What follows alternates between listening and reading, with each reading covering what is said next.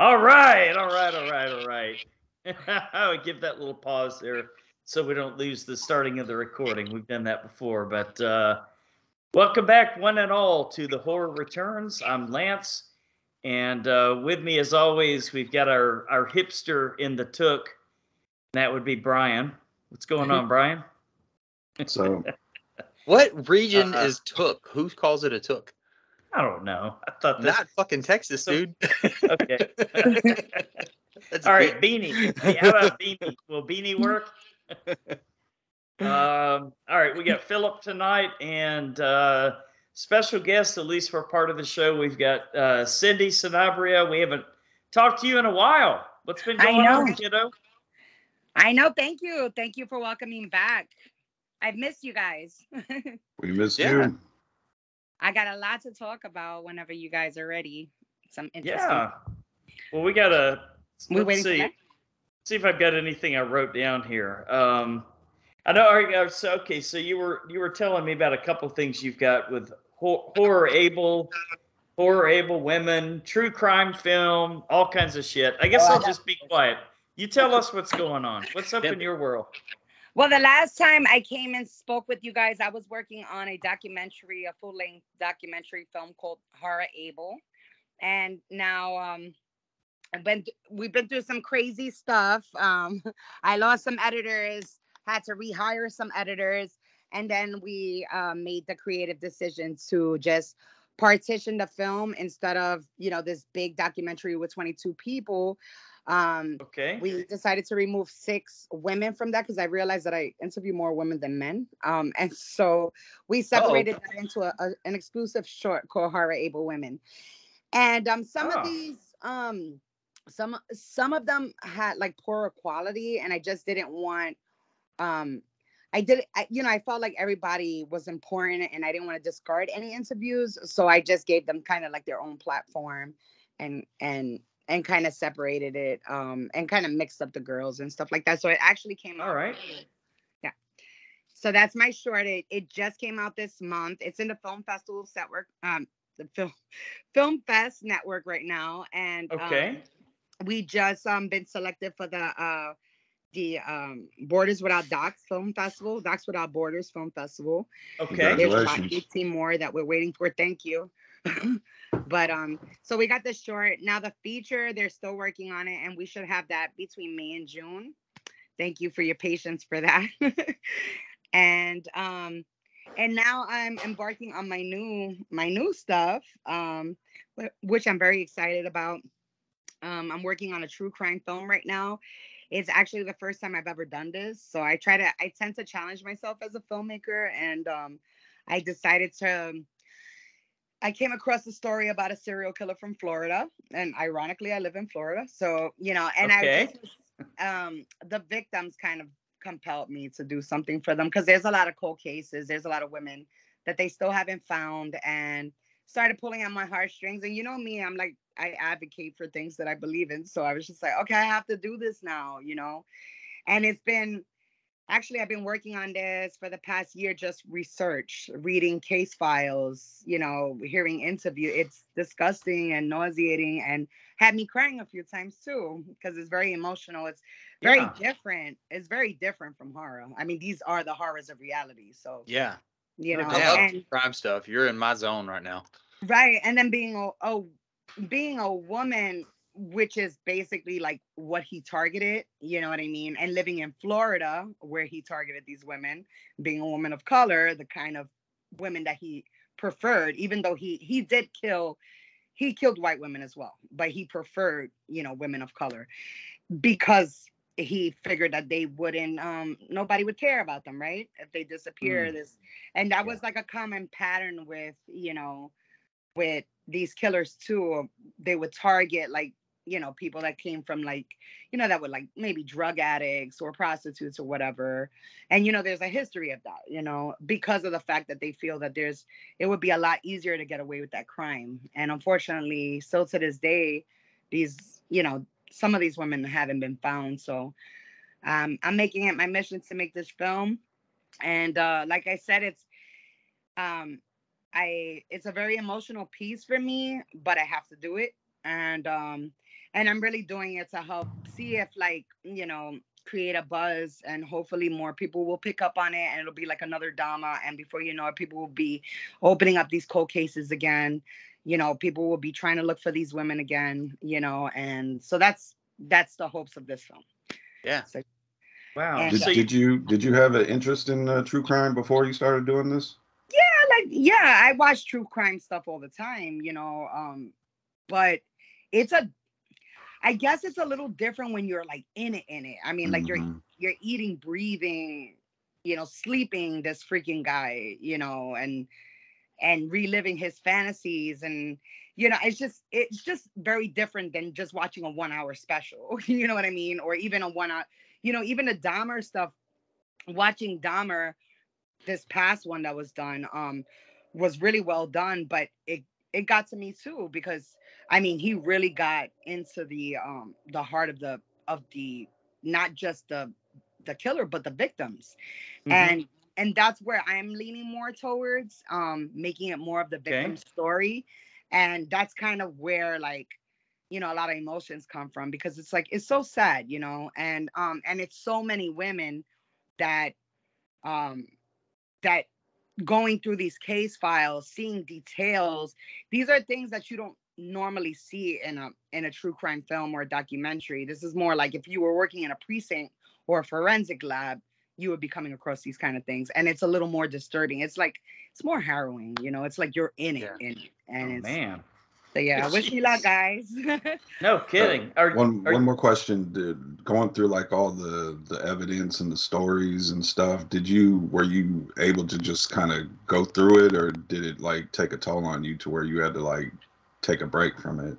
Yeah, I've been taking multiple breaks from it. That's a good question though, but yeah, so it started with me just watching his interviews and then taking a lot of notes and trying to find anything I could find on this killer. And then it went into reaching out to the arresting officers, any detectives that I could find, anybody that, I actually spoke to one that knew him quite well. And I mean, like, the forensics lab knew about this case. He actually got away with one of the murders here in Florida.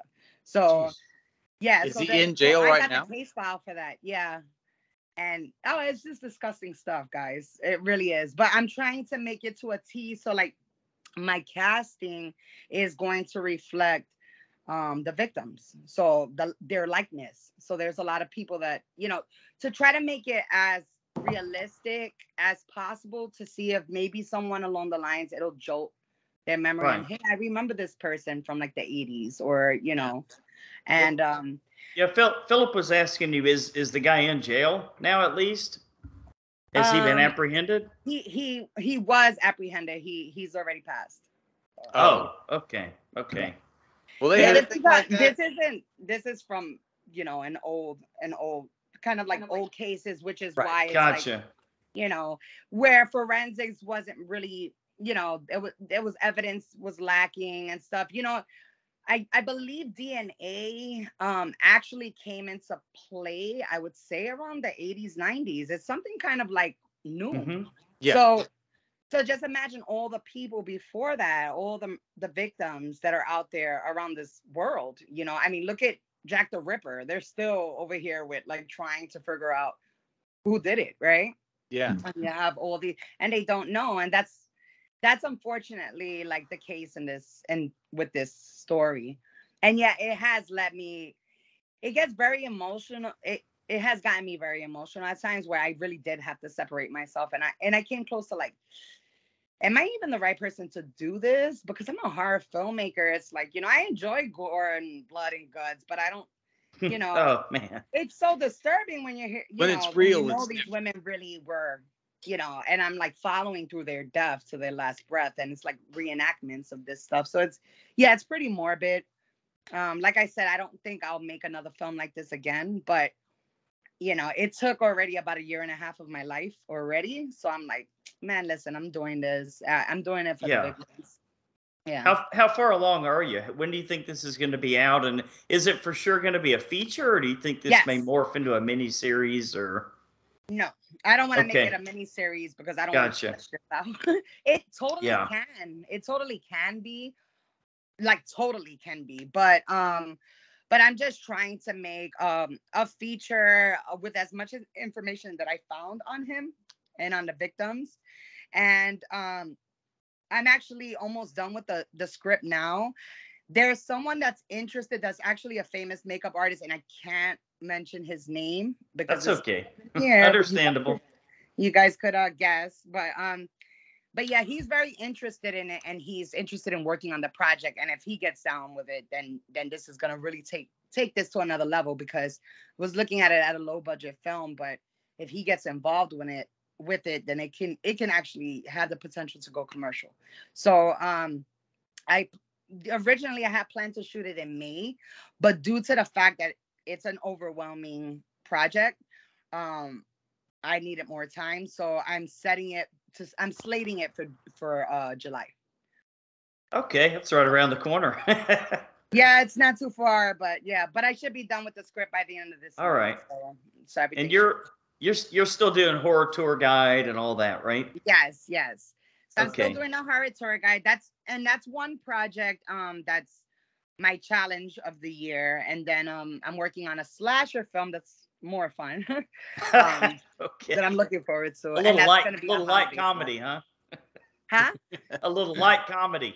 Yeah, this one actually is gonna be well, yeah, it's kind of like a revenge slasher film, and it's a holiday slasher, because I can't tell you guys and I know you guys do reviews on films all the time, but I can't tell you how frustrated I was this past year when I was trying to binge watch holiday films. You know, Christmas has done better. But New Year's, my goodness, guys. I'm like, I barely found any good New Year's horror. Tell me if you know any New Year's one. I mean, I found like maybe 3 decent ones. When I find out, I'll let you know. Yeah, right. New Fears. Lance has seen every holiday movie known to man. Yeah, most of them aren't horror though. Yeah. Right. So I think End of Days was one of the ones that I could say, okay, that was around New Year's Eve or whatever. Okay. And there was one other one that I had seen, and I can't even remember that. Like New Year's Evil. That was shit. Have you seen that film? Oh my goodness! And the fake bands, I could not. When the band started going up on set, and they were like, oh yeah. Remember that? Oh, it was so horrible. It was watching like really bad, like bad music videos, and I was like, this is horrible. And it was like like the horror in it was like slim to none. It was just yeah. So I'm like, I'm gonna do something about this. So I decided that's actually what motivated me to make the film. So yeah. All and right, that cool. script is actually already done. Nice. And we're launching a crowdfunder for that one this week. And that one's set to be slated in June. So Okay. I'm doing all my shooting this summer, like back to back. So it's gonna be a busy summer for me. It's good. Yeah. But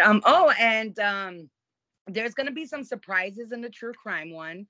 I wanted to mention it because I really want to like start putting the word out, and so that way when it starts surfacing, you guys are like, you know, up on it and stuff, and just basically like looking to I don't know, like kind of lean into, like, this is gonna include some old scream queens. Like, I've already been talking to some people. I've actually already the funny thing is that the script's not done yet, but I've already casted like a couple of the roles in the film. So I already have the serial killer. It looks just like him, by the way. And then I have a younger version of him that looks just like him. Oh, creepy. Yeah, it's really creepy stuff. I can't wait for you guys. Are you so guys is it like a dramatization, completely redone the story, or is it like a mixture of, you know, real people that were there and dramatization stuff? Well, and what's the title? It's not a documentary. Okay. Okay. So it would be more like, okay, I guess you could say it would be more kind of like how what's it, Reynolds? Who was the guy that did the Dahmer? So like he showed the perspective of both. So it's gonna be kind of like a reenactment, kind of like Like a Okay. docudrama?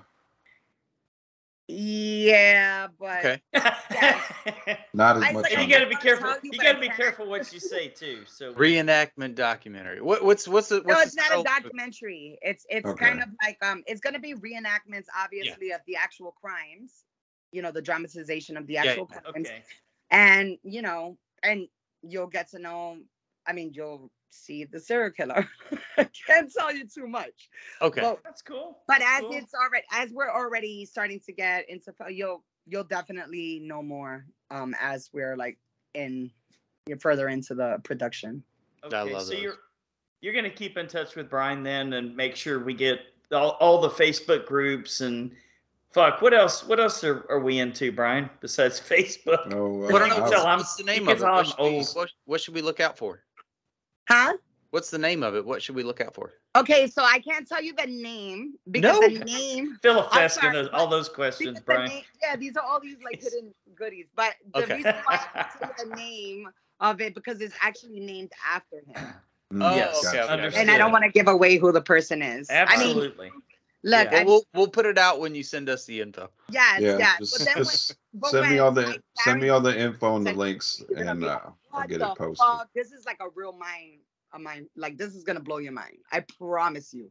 And which is why this so I was gonna do the special effects makeup myself. You know, I do effects work, I do prosthetics and stuff like Yeah, that. yeah, but- you've told us about that before.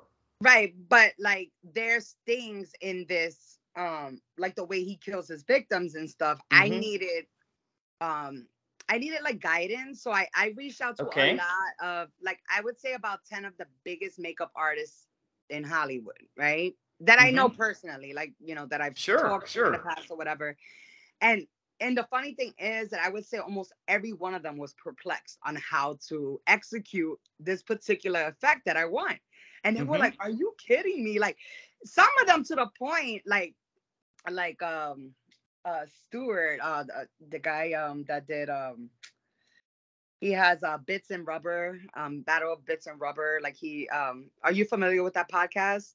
It's like a special effects makeup podcast. He interviews everybody from like Rick Baker or whatever. We'll works look on for that. We'll look for that because we do a podcast spotlight every week. So we'll give him a shout out. Totally. for sure. Yeah, and he's great. He's worked. If you could, I could probably even connect you if you ever want him on the show. He's from the UK, and he's worked on everything from like, I believe like he worked on Blade 2, like he did the effects on that. I believe he did something on Bram Stoker's Dracula. Like he's worked on a lot of Okay. yeah, he's worked on a lot. I'm talking about these are really like big like special effects makeup artists. But and he was the most perplexed because he was like, I could see why you would reach out to me because I know anatomy so well. Right. But then he was like, how the fuck? He was like, let me know how you find out. And I mean, I went through different avenues. I even went through forensics labs where they like, you know, where they custom make masks for like CIA agents and all kind of shit. I mean, like I have really been doing a lot of crazy research on this. Wait, hang on. Custom make masks for CIA, like fucking Mission Impossible? Yeah, you know, you know the like the CIA and FBI. You seen Mission Impossible, right? When everybody's holding up their faces. Right. That's So weird so you know, there's sometimes it's you know, it's a little bit of special effects makeup, but sometimes it's actually forensic people that do these projects, you know. That's fucking wild. That blew my mind. This is very cool. That's why Learn something new every day. this is gonna be a first. Like there's something that I'm doing in this film that has never been done.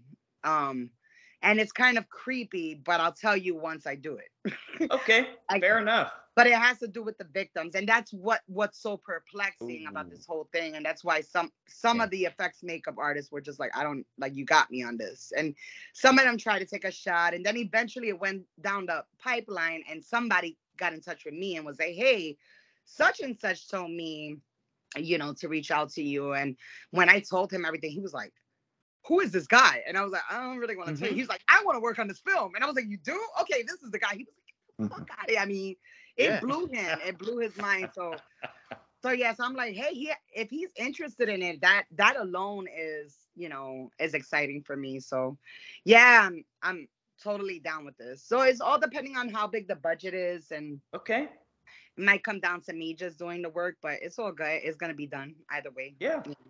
Any acting from you in any of these projects? No, not in these two, but there Okay. is there's a I'm doing a proof of concept film. It's gonna be like a short. Mhm. This one I could talk is well, okay. So I had mentioned the the holiday one, right? Yeah. Mm-hmm. That one I'm actually gonna be in. Nice. You gonna be the I first was so victim? embarrassed even saying that because you even knew what I'm about to do. It's like, oh my God. Like I still have to kind of mentally brace myself for that. And I'm like trying to It'll be figure out how fun. I'm gonna do certain things without being like butt naked on camera. Oh because, shit. yeah, it's like because it's it's a woman that's being tortured, so but not tortured like I guess how you would think. I know I speak in riddles sometimes. Wow. Yeah. I don't know what that means, but I'm okay with it. It's not what you're thinking, Phil. This is a horror movie that's about human trafficking, but with a twist. Yeah. Yee. Okay. Oh, okay. Huh. Yeah, with a a horror element to it. And I'll Interesting. just All so right. So not and fun I just torture. feel like one of the roles is just I was thinking, you know what, I might be able to pull that off, but maybe I should. I don't really want to show my legs on camera though, like it's that kind of thing. Oh, come on. I'm the one always behind the camera. Right. It's a different world, isn't it? You get the body double and I in do there. know how to act. No. I have acted, but so it's a first for me. But sorry, hold on for a second. I'm trying to. Sorry, you're someone's calling me, and I thought I turned this off. Okay. It happens. All right, hold on. Okay, sorry, got that out the way. I'm back.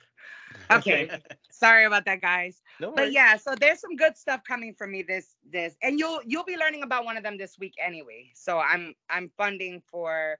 I might as well tell you the name. It's called New Year Nightmare, and like I said, it's a horror story. That about how these girls get into a situation that kind of involves like human trafficking and but there is definitely a horror element to it. So Kind of original. Sounds like a very original idea. I'm the original OG, baby. Okay. I try. But this is a short film that I'm making because we actually have interest for a feature, but I guess they want to see if I know what I could do. So I'm gonna be gonna be launching this crowdfunder this week. And Okay, we'll put it out there. Thanks. And then and as soon as that film should be done, hopefully it should be out by the end of this year, and then hopefully I'll be able to solicit the funds to make the feature, because I'm going to like private investor route for the feature film, but I am doing a crowdfunding round for the short. So Cool. yeah. All right. Well, look, we appreciate all the knowledge. We'll put the links up. Before you check out, we're gonna, of course, ask where everybody can find you. But you know what we do around here first, Cindy? It's a little thing called Cool of the Week. Yes, I'm waiting for it. What is yours? New Year's Evil, or what's your Cool of the Week? You're funny. Okay. No, actually, I would have to say my Cool of the Week was Cocaine Bear. I went to see it. Yeah. Okay. Yeah, I seen it this week. It was good. I enjoyed it. You heard that, Lance? I heard it. Oh, I heard it.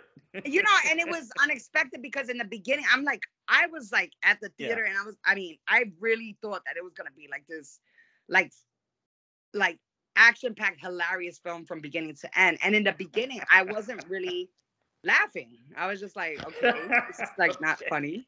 And but slowly but surely, as the film works, as you work into the film, there was really funny moments in this, and it was good. It was a very well put together film, different characters, and just like a hilariously wild ride with a cocaine bear. But yes, hell of a cast in that one. Yeah, it was good. Have you guys seen it? Yeah, we reviewed it. Lance didn't like it. Oh, Lance didn't like it? I didn't care. I didn't care for it. I needed a little bit more cocaine bear.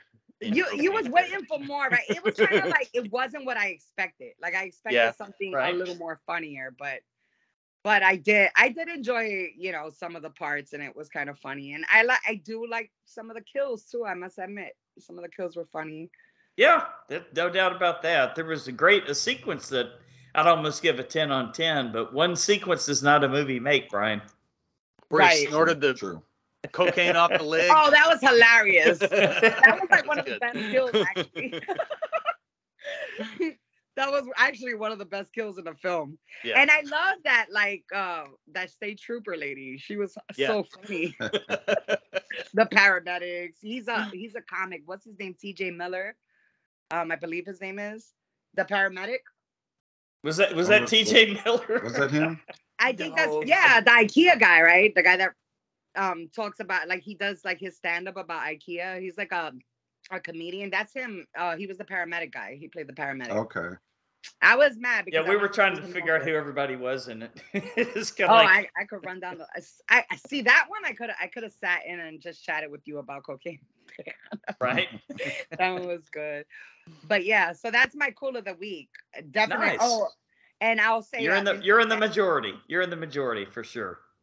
And my event cool of the week was a Funko Pop Con today. I went and I met cool. I met the lady that does the voice for Ash Ketchum, Pokemon. Oh, okay. And I know it's unhorror related, but everything I bought at this event was horror. So I got me a zombie, Captain America, big Funko Pop. I got some really good deals. I got some old ass toys from like the 80s, like Freddy Krueger and Predator. I got some good shit. So I'm happy. Nice. Yeah, I'm happy with my little toy grab. But thank you so much, guys. You need to talk to Nez about that. He's getting into Funko Pops a little bit more thanks to Theo, I think. What's his collection up to now, Brian? Do you know? Whatever fills his house. Oh, he sounds like my best friend is like that. He can't stop buying. Ooh, yeah, it happens. All right, more Black Christmas paraphernalia. All right, you gonna stick around, Cindy, or you got? I know you got a lot going on, so it's yeah, up to you. I gotta make moves. I love you guys so much. Thank you for having me on the podcast. Thank you. Tell everybody where they can find you. Yeah. Oh, yes, I dropped all my links to Lance earlier, but I'll just let you know that I'm on IG. And now there's more links. I'm sorry. So I have Horror Able Doc, which promotes the on IG. I have Women of Color in Horror 1 and Horror Tour Guide. And that's on IG. And then on Facebook, I'm the Horror Tour Guide, Women of Color in Horror, and Horror Able. Okay. And Bloodstained Films. Yeah, and the list goes on. Yeah, IG and Facebook is where you'll find the most of our juiciness. And then, of course, you can follow us on horrortourguide.com and womenofcolorinhorror.com. I may be making a website for the true crime film, but that's up in the air as of yet. Okay. I'll know more by next month once the script is done and everything like that. But yeah, I will definitely keep you guys posted on that. If anybody's in Florida and wants to do a cameo in the film, let me know. You know. Yeah. Holler. You'll be in the never know. We might find ourselves in Florida one day. Yeah, let's do it. We'll do a Horror Returns film. Oh my God, how cool is that? Yes. Long as you can get Cocaine Bear there, we're good. Okay, you got it. I'm gonna have. We're gonna need a budget because we've already got a cast. Oh, perfect. Okay. You got your dream cast already for this film? Yeah, we talked about it a couple episodes ago. Yes, somebody made us a poster. I'll share it in the. Totally, I want to see it. Oh my God. Oh, you know about the Crackoon now, right? And the Meth Gator. You guys heard about those? Yeah, I've heard that. What? Yeah. There's Crackoon, and I do know the filmmaker that's making it, but I forgot his name. Oh yeah, promoting it on his. And I just grabbed the poster and just promoted it in my group. I was like, what the fuck, you know? And then the okay, so it was Cocaine Bear, Crackoon. I'm looking this shit up right now. I heard it at the Meth Gator. Yeah, Crackoon is the latest out of the drug animals, you know, compilation saga, whatever. The saga continued. And here's the funny thing. I had written a film about, I had written a script about a animal, but and in the film he does drugs, but he's not a drug addict. Like, it's not about an animal that does drugs. It's just about an animal that's like a humanoid. It's a horror comedy. And I did it for Lloyd because he keeps bothering me about making a script. He was like, Cindy, when are you gonna write a script for me for Trauma? So I think that I'm actually gonna do it, but I'm waiting for this wave of crack animals to just get out. Yeah. So it doesn't look like I'm copying. Well, So I could wait probably about another year or two, but then I'll be embarking on that one. And that Right. one you guys are gonna like. Okay, cool. Yeah. All right. Well, thanks for stopping by. We appreciate it. Thank you guys. Take Yeah, care. appreciate it. See the best. See you We'll later. be looking out for it. Bye. Thank you. Thank All you right. guys. Take care. Bye. And I don't know who's gonna go next after that. We got a problem. Well, I'll jump in with the story because well, not much of a story. I have a chocolate lab that definitely ate some drugs at some point. No.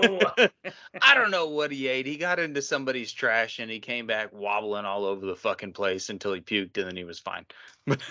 Okay. We Okay. didn't have a cocaine bear incident, did we? No. Okay. He was pretty cool. He's our special dog. He's like Cocaine Bear normally, and then when he ate the drugs, he chilled out a little bit. So it was downers. There you go. But my cool of the week is not exactly horror related, but Robin Hood Men in Tights. Oh, Classic. Had to show the kiddos Mel some Mel Brooks. Brooks stuff, man. You know. Dave Chappelle as a Chew. Yes. My favorite line in that movie, I don't know why, but it sticks with me, is when he's like, "Hey Blinken," and he's like, "Did you say Abe Lincoln?" He's like, "No, I didn't say Abe Lincoln. I said, hey Blinken." And it's right before the big guy Yes. falls in the creek and is like, help, I can't swim, I'm drowning." Right. It's a Have you guys checked out any of the History of the World Part 2 yet? no. I've been waiting to see Yeah. or hear anybody say something about it because I haven't heard it all just Okay. it just seems like a project that was done way too far after the original. Yeah, it's like there's no winning in this situation. I don't know why you would do that. It worked for Ghostbusters. You know? Well, yeah, but Mel Brooks, he came After out and you said fucked you it up can't 10 times. you can't do comedy like you used to do back in the day. So Okay. Well, I don't know how much he was really involved in the project. yeah. Well, Mel Brooks probably. has got to also be like 107 years old, right? He's up there. I mean, I was surprised to learn that he wasn't dead yet, to be honest. I mean, no Yeah. disrespect. No I love Mel disrespect. Brooks. It is what it is. Yeah. But I was no, like, holy shit, he's still alive? yeah. You- At least. you- You do get that feeling when he pops up in the trailer for the Yeah. movie. Uh-huh.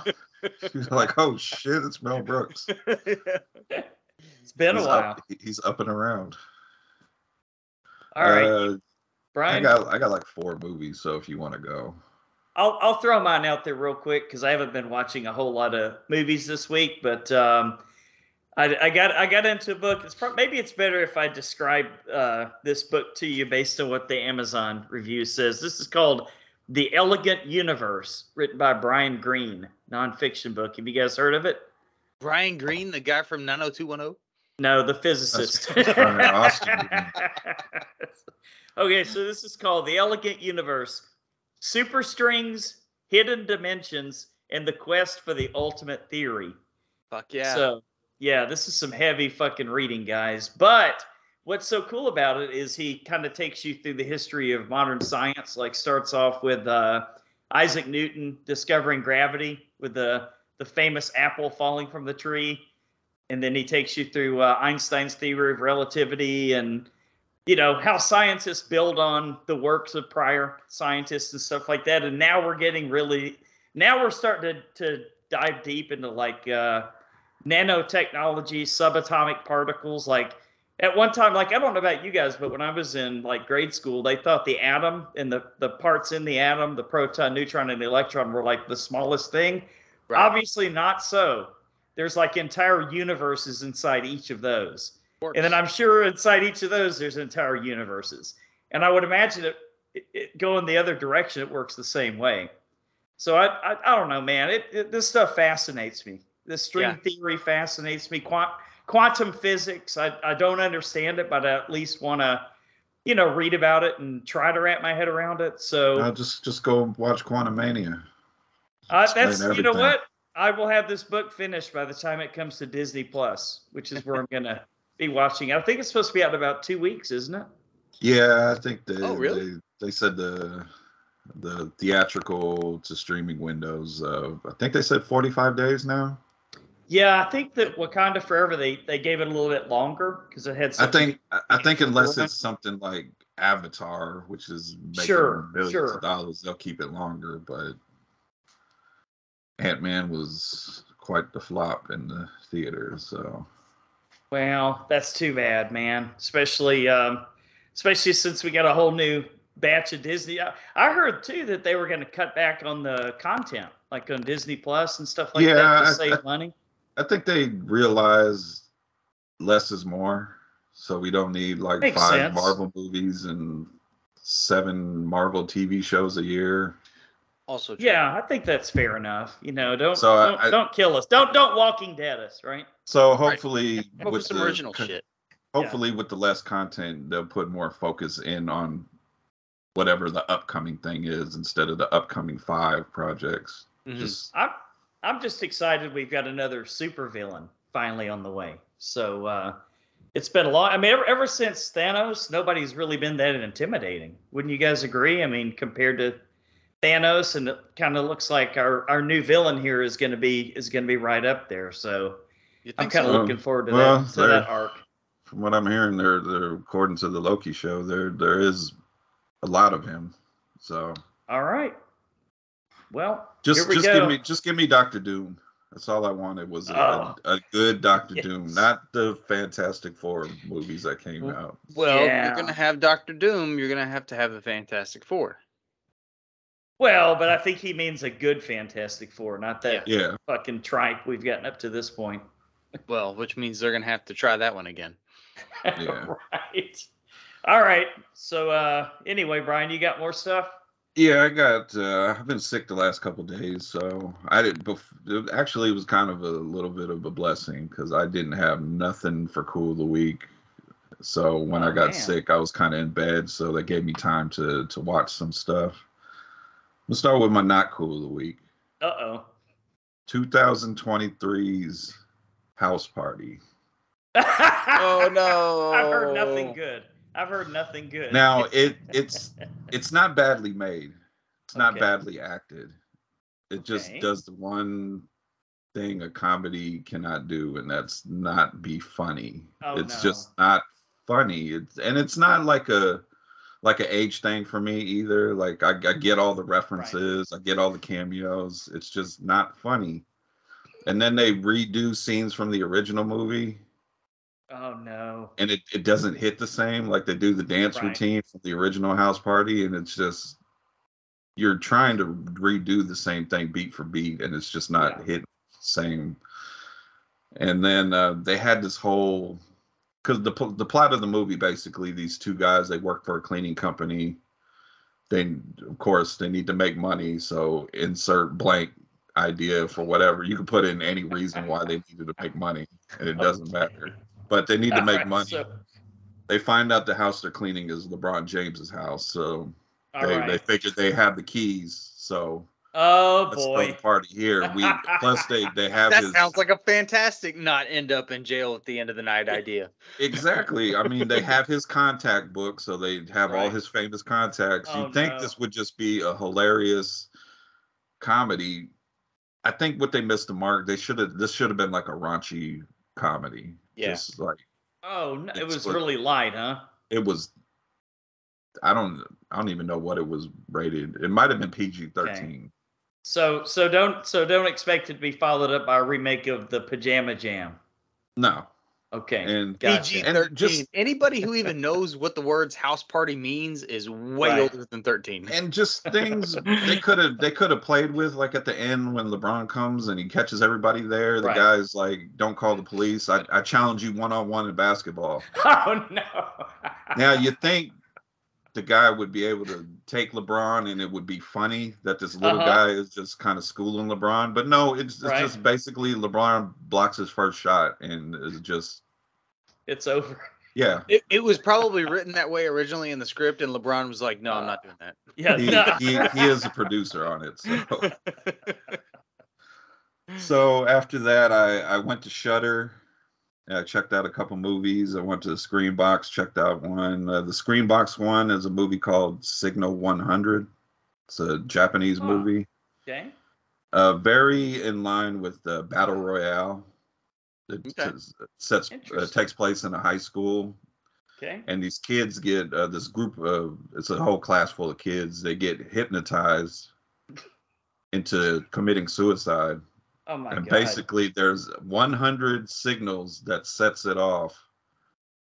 Basically, if you talk back to the teacher or if you try to commit violence on somebody, it'll set off a signal and the kid will kill themselves. And it just reminded me of Battle Royale because eventually you got some group of kids trying to figure out, because they only get half the signals. They have to figure out the other 50. Then you got a group of kids that's trying to coerce students into doing these signals to kill themselves because the lone survivor at the end gets to live. So it's kind of like kids going after kids, and it's different than Battle Royale because they can't run up and kill the other kid. You have to get them to do something, one of the signals. So not quite like Hunger Games either then. Yeah. Okay. So that actually sounds kind of interesting. Lately. Yeah. It sounds interesting. There is a couple of CGI deaths that are really, really bad. Really CGI-ish. But I think the concept is good enough, is worth enough for someone to check it out. So cool.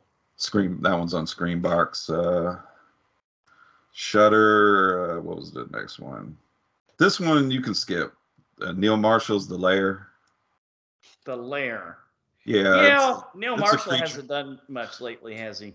No, whatever. I can't even remember that one we did that we didn't really care for. Remember The Witch or whatever. Yeah, this one's not a good follow-up either. Yeah. British pilot, she gets shot down in Afghanistan. She uncovers, like, she's running from like the Taliban or something. She finds like, I watched that. She finds the bunker. That sounds like Philip's cup of tea. Yeah, she finds the bunker and there's like a creature in there, and then she gets picked up by American-ish soldiers. I don't know if they're American because a lot of them have accents. That's probably Philip's platoon.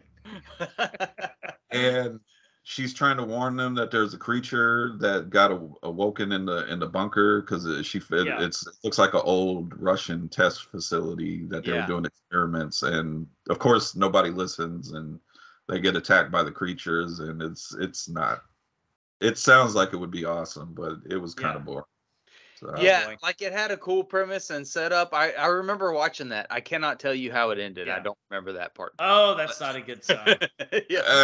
But the setup to it seemed to be pretty cool. It was super fucking cheesy. Yeah, and the main girl from the previous Neil Marshall movie, Lance, is the British pilot. And I don't quite buy her as an action star. Yeah. Oh, that's not good. It was like, there was a point in time where they were showing her, and I was wondering if it was like, I was like, is this a CGI movie like Love, Death, and Robots? Really? Yeah, there was some... Huh?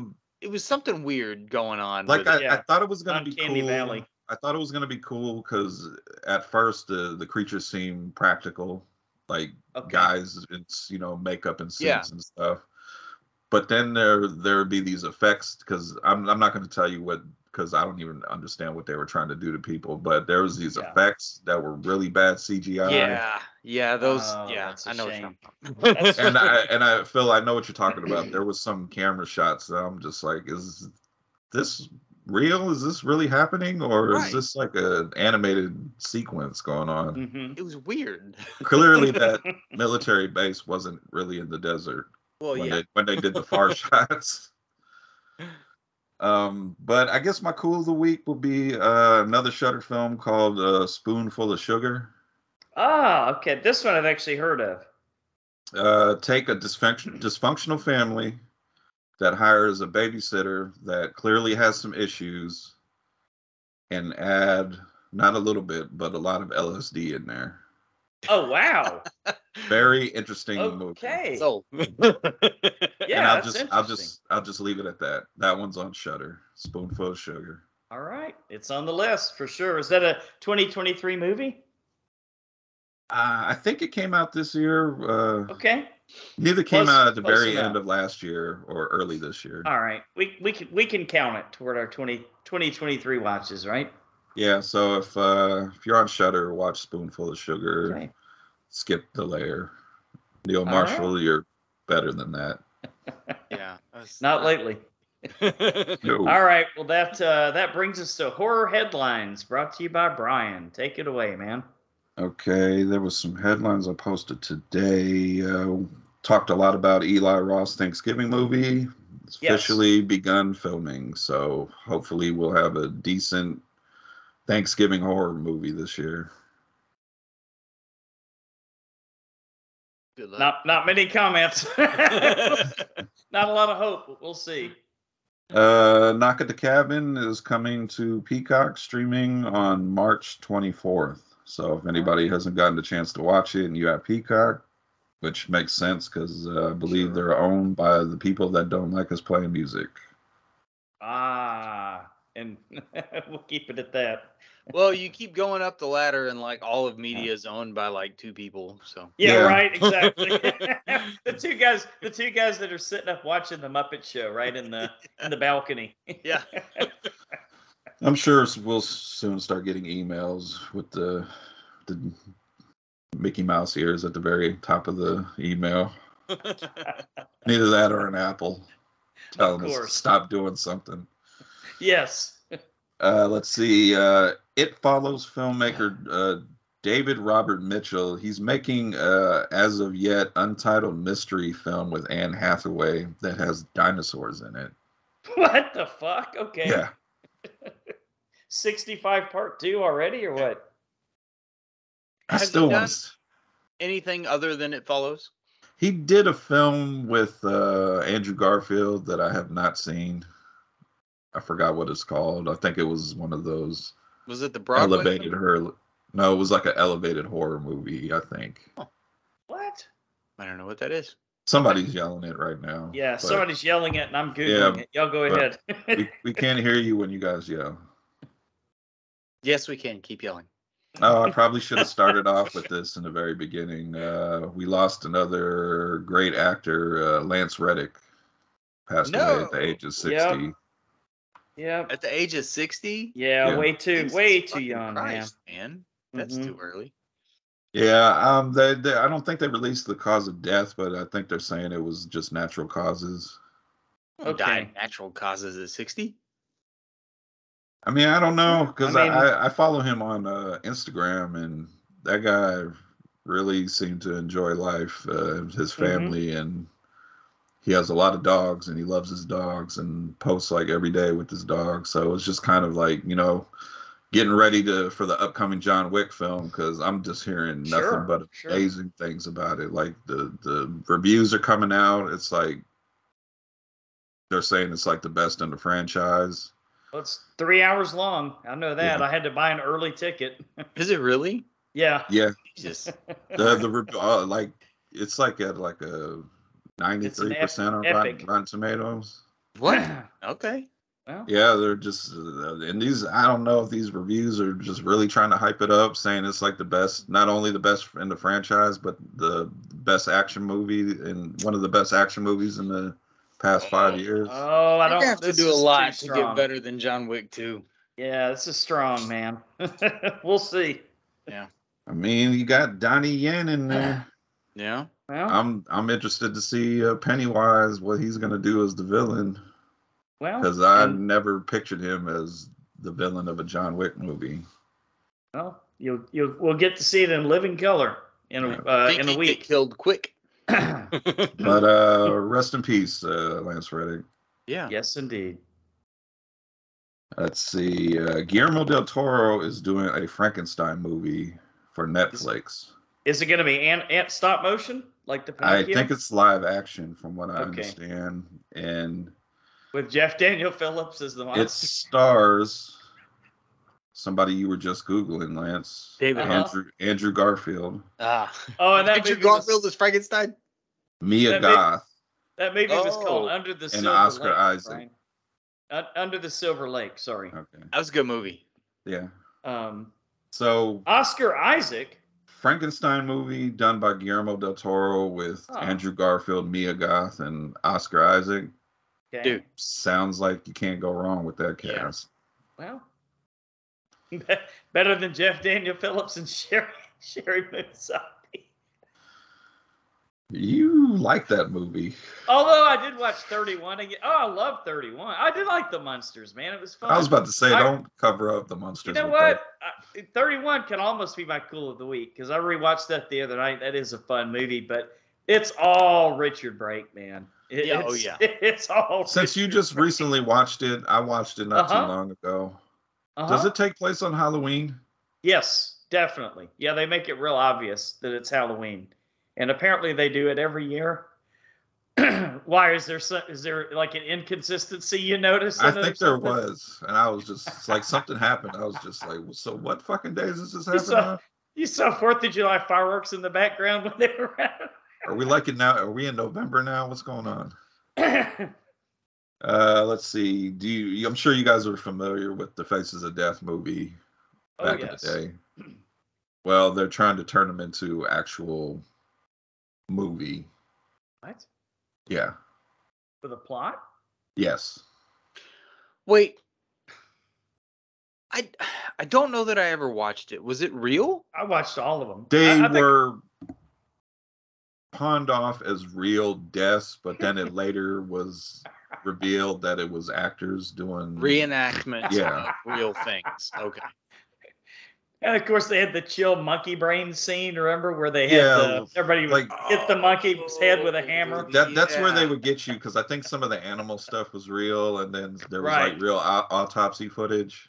Sure. But like the actual like guy on safari gets attacked by lion was not really happening. I think, Brian, the most infamous one was the dude that parachuted into the alligator farm. Yeah. And they debunked that one pretty quickly.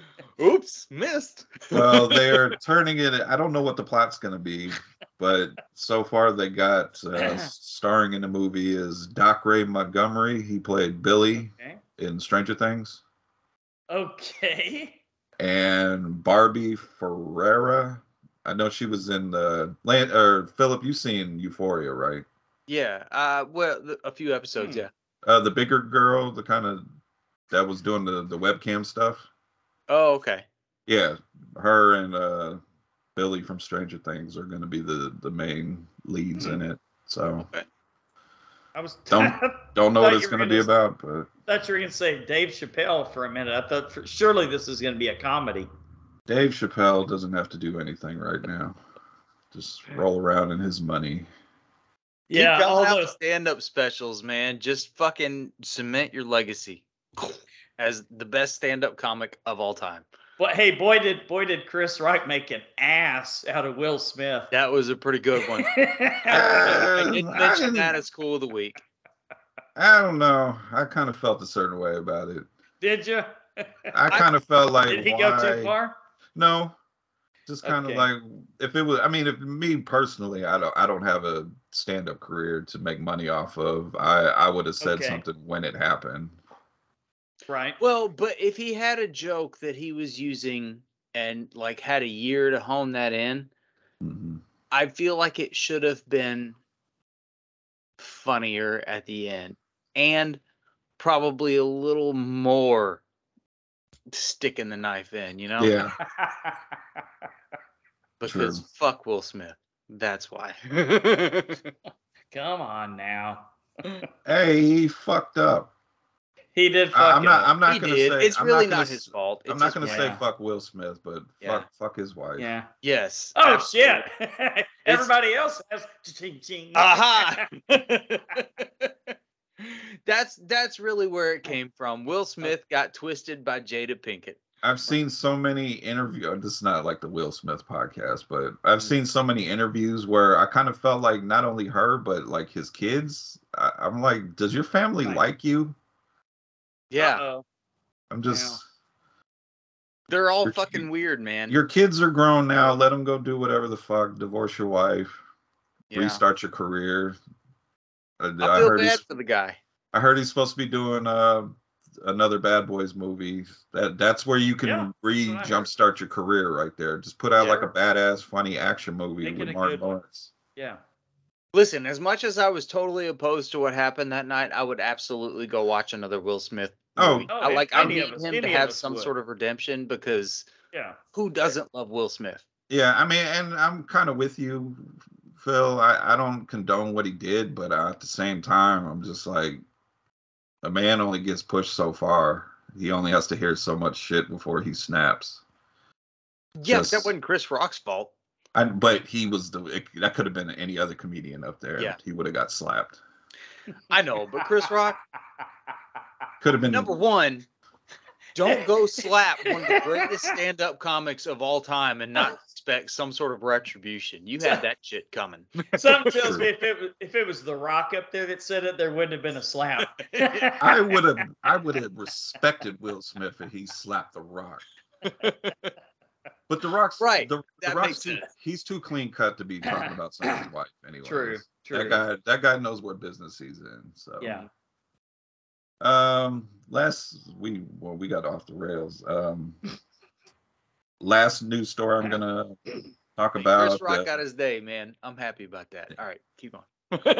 Last news story is not a big surprise. After the success of Smile, Parker Finn has signed a first look deal with Paramount Pictures, and of course, what's the first project?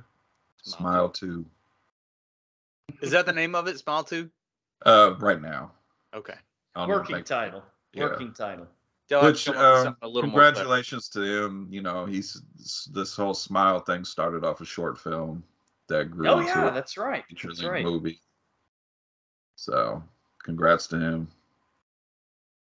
Just hope he's not a one-hit wonder. Yeah, we're gonna find out. And that's the news. All right, trailer park time, Philip. Let's take a little trip. All right. The big, the small, and sometimes the very, very weird. Brian, what do we got? Give me 1 second, because I forgot what trailers I sent you guys. Man, I'll watch them. No, I already watched them. I promise. The first one is called The Tank. The Tank? Right. Let's hope it doesn't tank, right? Let's see. 2023 horror thriller. After mysteriously inheriting an abandoned coastal property, Ben and his family accidentally unleash an ancient, long dormant creature. Oh yeah, that's what that is. Okay. This stars Lucien Buchman, Matt Whalen. No disrespect, but I don't know any of the other people. I'm trying to cut this short. Directed and written by Scott Walker. I'll go first. I'm kind of in on this. I love a good creature feature. I like the mystery of. I hope there's mystery to where this inheritance came from. Sure. Not only a mystery of that, but the mystery of what's in this little bunker thing, this tank. Mm-hmm. Well, because what we get from the trailer is like somebody dies, they inherit this coastal property, and there's some kind of water tank with something. Yeah, it's quite large piece of property too. Yeah, it would have to be. They seem to not really. They seem shocked that they've gotten this inheritance. So right. I hope the this and whatever the creature thing. I hope that's kind of linked. Yeah. Well, and so it implies in the trailer, at least, that they have already got an offer on this property before they start to investigate weird shit like climbing into the water tank. Well, that's what you do, right? No. This Why the mysterious, fuck would you do that? deep, dark water tank that you can't Okay. see, and you climb into it one by one. Sure, why not? When we moved into our house, I wasn't like, hey, what's this big ass concrete cover? Well, I was, and they were like, that's a septic tank. And I was like, oh, okay, cool. You didn't crawl in there, I, huh? I wasn't like, I need to remove the lid and see what the fuck is in there. You crawl and hold. That's what you do. Like new house, And mysterious crawl space to the attic. You crawl up there with no flashlight. They Mhm. went and checked out this property, already had an offer on it, and was like, nah, let me climb into this deep, dank little hole and see what's going on. Spoilers. Go. Spoilers. They might be doing the Justin Long barbarian thing Oh, maybe. with the tape measure. Misdirection? With the tape measure. Ah, okay. There you go. They're like, oh, we have this mysterious bunker. We can add this to Let's see how deep it goes. So, I mean, maybe the That's a movie's good one, different Brian. than That's that, a good one. but that seems to be like there was a Denzel movie that fucking Yeah? drove me crazy. It's one of them where I know he's got like 3 of them where he's wearing a Hawaiian shirt the whole time, but it's one of those. Okay. Okay. And it was I got one in my head right now. a situation. I can't remember the name of it, but it was a and I can't remember exactly what happened, but I remember it was a situation where I was like, if you just told this guy that thing, then the movie would be over. What are you doing? Is it Out of Time? I think that's the one. Is that the one? Okay. I think it was Out of Time. That's the first one with a Hawaiian shirt that pops Yeah. in my head. Yeah. And this sort of seems like this to me because that whole concept killed the movie for me. I Sure. was like, dude, you could stop this right now. Mhm. All you have to do is talk to this dude and tell him what happened. Right. Instead, here we are. And so this sort of Yeah. seems like that kind of movie. And now that you're saying it, it might be that kind of movie. I'm like, But man, you made your own stupid bed, lie in it. I hope for a really good mystery and an awesome looking creature. Yeah, hopefully. And Is we'll it a get sea this- creature or is it an alien? Arr! I'm going sea creature because I feel like the trailer, when they saw how big their property Right. was, they seemed to focus on the shoreline. Yes, Yeah. they did. That might be misdirection, though, Or Yeah. both? Who knows these days? April 25th. Okay. So not too far from now. And the last trailer we're going to talk about, actually, I just found out it came out this weekend on VOD, Ah, and that's The Resurrection of Charles Manson, starring one Frank Grillo and directed by his son, Remy Grillo. The Resurrection of Charles Manson by the U.S. government. oy, oy, oy. That's how he got there, right? Whew. No, let us know. Yeah. Yeah, no, he fill was- us in, man. he was- I thought he got blown away with with fire or something like that. Well, Oh, that was one of his Oh, one of his followers. family members, Okay. yeah. he was part of MK Ultra. Was Like, he really? Yeah, they fucking dosed the shit out of him. No. Got him to go recruit other people to get dosed, which is how he got his entire following. Like Come on. Oh, you're fucking with us, No, dude. I'm not joking. Is that how it started? Yeah, he's got connections to the guy that shot Oswald. Okay. Jacoby. Sure. Like he's got connections to him, who was also involved in a lot of other MK Ultra stuff. It gets Weird. fucking weird. The layers and layers and layers of weird. That's And weird. then you involve the Beach Boys. Right. There was something with the Beach Boys in there somewhere. I don't know. Yeah. Didn't he say they like stole some of his music or something? I think that's what he said, but I'm not too familiar with it. I haven't read the book. I just know the Okay. outline. Chaos, though. Man.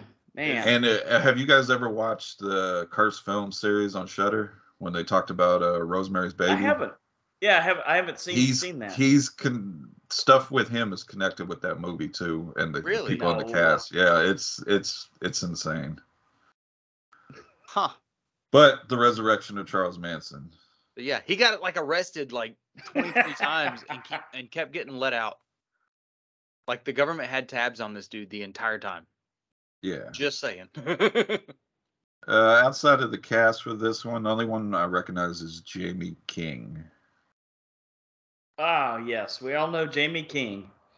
The hot sister from Joe Dirt. That's right. Joe Diarte. That's Diarte. Joe Diarte. Joe Diarte. What are you guys thinking about this one? Y'all excited to see it? I wouldn't say excited, but I am interested. I want to see is Frank Grillo the resurrection of Charles Manson? Is he trying to bring back the Manson family? He's got to be like the detective. Unbelievable. Right? He always plays the detective. Well, right? I'm Come on. thinking his son's directing. He went to Yes. his dad saying, "Can you do this for me?" And Right. Frank was probably like, "They always make me play the good guy. Let me play the bad guy." That's possible. Sure. Maybe. Sure. And that's one of the kind of points I want to see this, because you never really see Frank play anything outside of the bad guy. Okay. I could see that. I could see He's like what was he in The Purge? Like a Secret Service guy. Yes, that's right. Warrior. He was a MMA coach / Mhm. motivational speaker whenever the guy needed it. Right. And this one, he's playing possibly the resurrection of Charles Manson. Which I like Frank Grillo, so I check it out to see him.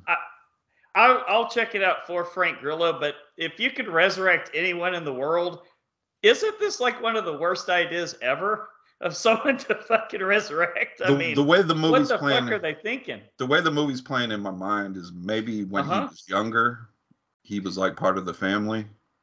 Okay. And he kind of kept on with his beliefs or something, and somehow he's formed some new family.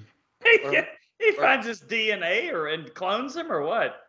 I don't think they're actually resurrecting Charles Manson. Well, maybe it's like an Antichrist scenario. And Yeah. he has to be resurrected like Jesus to Interesting. fulfill the prophecy or whatever. I don't know. pretty lame, dudes. This doesn't sound too great to me. I'm kind of buying Phillips. I kind of want to see that movie. And then they got to stop the end of the world. Classic. And I'm interested to see what kind of a job his son does, because I think this is his directorial debut, and it looks well made. So did his son ever show up like in Kingdom or anything like that? Like has his son acted before, or do you guys know? I am looking it up. Because I mean, from one Grillo to another, right? Looks like the only thing he's been in is a short film, but he's worked as a cinematographer before on different films. So okay, all right. Seems like he's done a lot of stuff behind the camera. I need somebody to make like some grill cleaners or something called Grillo pads and get them to be the spokespeople for it. Oy. I know that's a dumb joke, but like, I really wanted to have You haven't been to Frank Grillo's website? Huh? Oh, man. You haven't been to Frank Grillo's website? No. Does he have Grillo pads? No, but he should. Oh, man. I wish he did. I'd buy those in a second. All right. The resurrection of Charles Manson, like I said, is out right now. Sorry. All right. Headlines. Headlines. Not headlines. It's listener feedback. Yeah. Well, what little bit I had time to gather. It's been a busy week. I had a grandson and a nephew here all week, so well, that's cool. Forgive me. Thank you for setting me on the right path, Brian. This week we're gonna shine the spot. I almost misled you on the wrong path because we just did headlines. Yeah, but whatever, it clicked. We're gonna shine the podcast spotlight on the Let's Talk Horror channel podcast. It explores everything that we love about horror. Join me and BP, a lifelong fan of this incredible genre, as I talk about horror the only way I know how, honestly and passionately. Oh, come and join in and be a part of the community of fans in the part of the best community of fans in the world. Make sure you subscribe and follow all our accounts for updates and stay creepy. Yep. He said thank you for including him in our spotlight, and you can find him Nice. on Facebook, Twitter, and Instagram, and Yeah. of course wherever you listen to your podcast. Let's talk horror. Okay. And that's all we got for this week. Well, it'll return next week, but we did want to throw this one comment in. It was from Tim Davis regarding the March Madness episode. He said, "Great episode, guys. The correct film." All right. So They Yeah. said the correct film won. Is that what he correct said? film. I What he I said. actually feel good about this year's winner. Yeah, Yeah. I don't hate it. For once, it wasn't Darth Vader. Remember that time? Golly. Greatest horror villain of all time. We got was so much fucking shit Darth for that. Vader. They're like I somebody. think I was the one somebody. that nominated him too. I'm Somebody sorry. messaged me. They was like, really greatest horror villain. Yeah. Just That greatest one- villain. Period. He's better And I than any know- of the horror villains. I know we got a Aye. lot of shit for The Bride of Frankenstein winning greatest horror Well. sequel ever, That is a good one though. Now come on. but That's it a beat classic. out Evil Dead 2, Right. and Aliens. Yeah. Hey, we can't help but people judge. I mean, you know. Well, every time we do one of these episodes, it gets into this stupid semantic argument about, does this mean this? Dude, which one's the better movie? Yeah, because I have to admit, when I was doing the panel for the last one, some of them I was kind of on the like, is it actually elevated horror? And then other ones I was just like, fuck it, I'm gonna go with the movie I liked more. Right. Fair enough. No, I But think I think you went well. I think Get Out deserved, because like I think I said I'll it take in there, that. like Get Out was, if you Google elevated horror, it's like probably the top 3 or 4. It had to be either that one or Hereditary, right? I say something in there, yeah. Hereditary, Get Out, or The Witch. I would have Yeah. been fine with either one Okay. of those. But Wouldn't- Get wouldn't have Out been and mad. Hereditary, I think, are better movies than The Witch, and I think that they definitely are 1 and 2 in that category. And her eyes are too Which- far apart. Yeah. All right. So that's it for listener feedback this week. Of course, thank you, Steve Carlton from The Geeks, for all of our new logos and being on the show and all that good stuff. Check We'll out be some great seeing stuff from him. Steve real soon here. He Yeah. asked for it. It's coming. The Oh, retrospective. no. It's coming. No. The retrospective not- of what? Children Not- of the Corn. No. Oh, all right. That'll be fun. Can't we just watch the Star Trek episode Miri instead? It's not that Because it's fucking basically the Japanese same animation fucking thing. thing we did. What was that? That had like a million Oh God, episodes? that was a Oh, fucking nightmare. we're never doing that again. So you say? No, I was I like, you want to make watch the this in a schedule. week? I felt Death Note. delirious. That was it. My sister almost- was mad at me for that podcast because that's her favorite Japanese animation thing, and she's real into that Yeah. shit. I almost Oh, felt no. high watching that show. Like, Yeah. like I didn't have no concept of time or anything. The episodes just kept going and going. That should be a good thing, though, right? No, it's not like a good high. It's like you kind of don't know where you are and you're scared high. Like when is this gonna end? Yeah. It was like being in a little solitary confinement cell, and you're like, when is this going to be over? I can't do it And anymore. then people got mad when I said Yeah. the movie was better than the show. It was. At least it was shorter. Mostly because we watched a 2-hour movie, so like how bad can that be Right. versus a like 46-hour fucking TV And series. Willem Dafoe looked like the demon. Yeah. Perfectly. Right. Great casting. Jesus Christ. Anyway, there's our defense. of that. Memories. But on to our featured attractions. This time we're gonna visit Iran very carefully. You're gonna say- I thought you were gonna go into that. I ran so far away. No, I've got a friend of the family is from Iran, and like they had to stop going back once their kids turned like 16 because they were gonna like stick them in the military or whatever. Oh yeah, can't have that. Well, we'll talk about some of that stuff in the next movie. But Israel does the same thing, I think. So can't be avoided. Anyway, the first one is A Girl Walks Home Alone at Night, a highly touted classic, dare I say, from 2014. In the Iranian ghost town Bad City. Didn't seem that bad. Yeah. A place that reeks of death and loneliness. Nothing but dead bodies and ditches, Brian, and fucking oil derricks everywhere and power plants. You don't think that's a bad place to live? I was being sarcastic. It looked like fucking suburbia to me. Shit.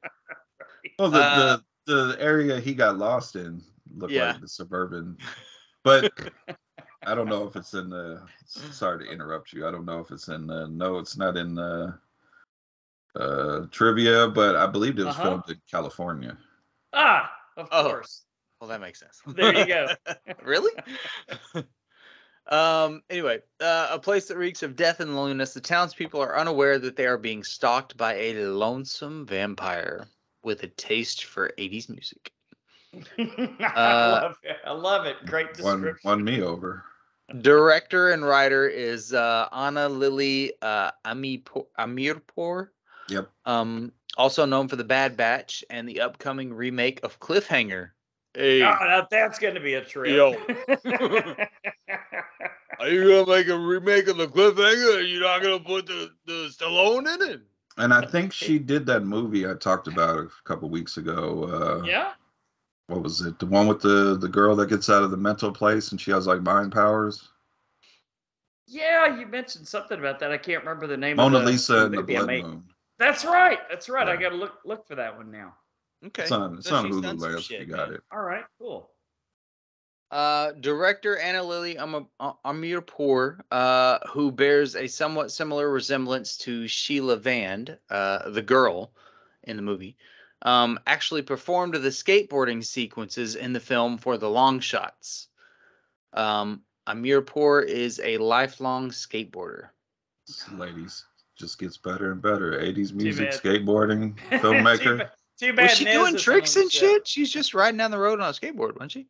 Yeah, but it looked a little natural for somebody just discovering what a skateboard is. Yeah. Mm-hmm. The tattoo on Saeed's scalp reads Jakesh, or Persian for pimp, which is not a huge surprise. Not a big surprise. That is what he was supposed to be, right? I assume so. Drug dealer, pimp, name it. Okay. Fucking scum of the earth. Well, he had the tracksuit with no Russian gangster, right? Is what he looked like. John Wick villain is what he looked like. I think in the tracksuit and everything. I think in the trivia, you guys know that South African group Die Antwoord or whatever. Yes. I think he was supposed to be based off of the main guy in that group. Oh, no kidding. Okay.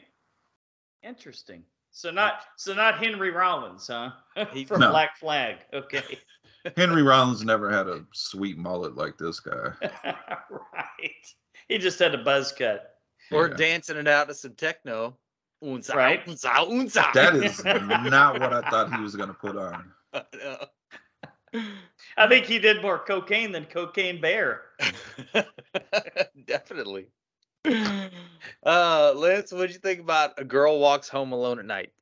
Fucking masterpiece, man. It's not very often. Yeah, oh, dude, it's not very often that I see a movie that's in black and white that I like this much. Because I mean, just the fact that it's in black and white doesn't necessarily detract from the film. But I think the photography that they were able to pull off using simply black and white film.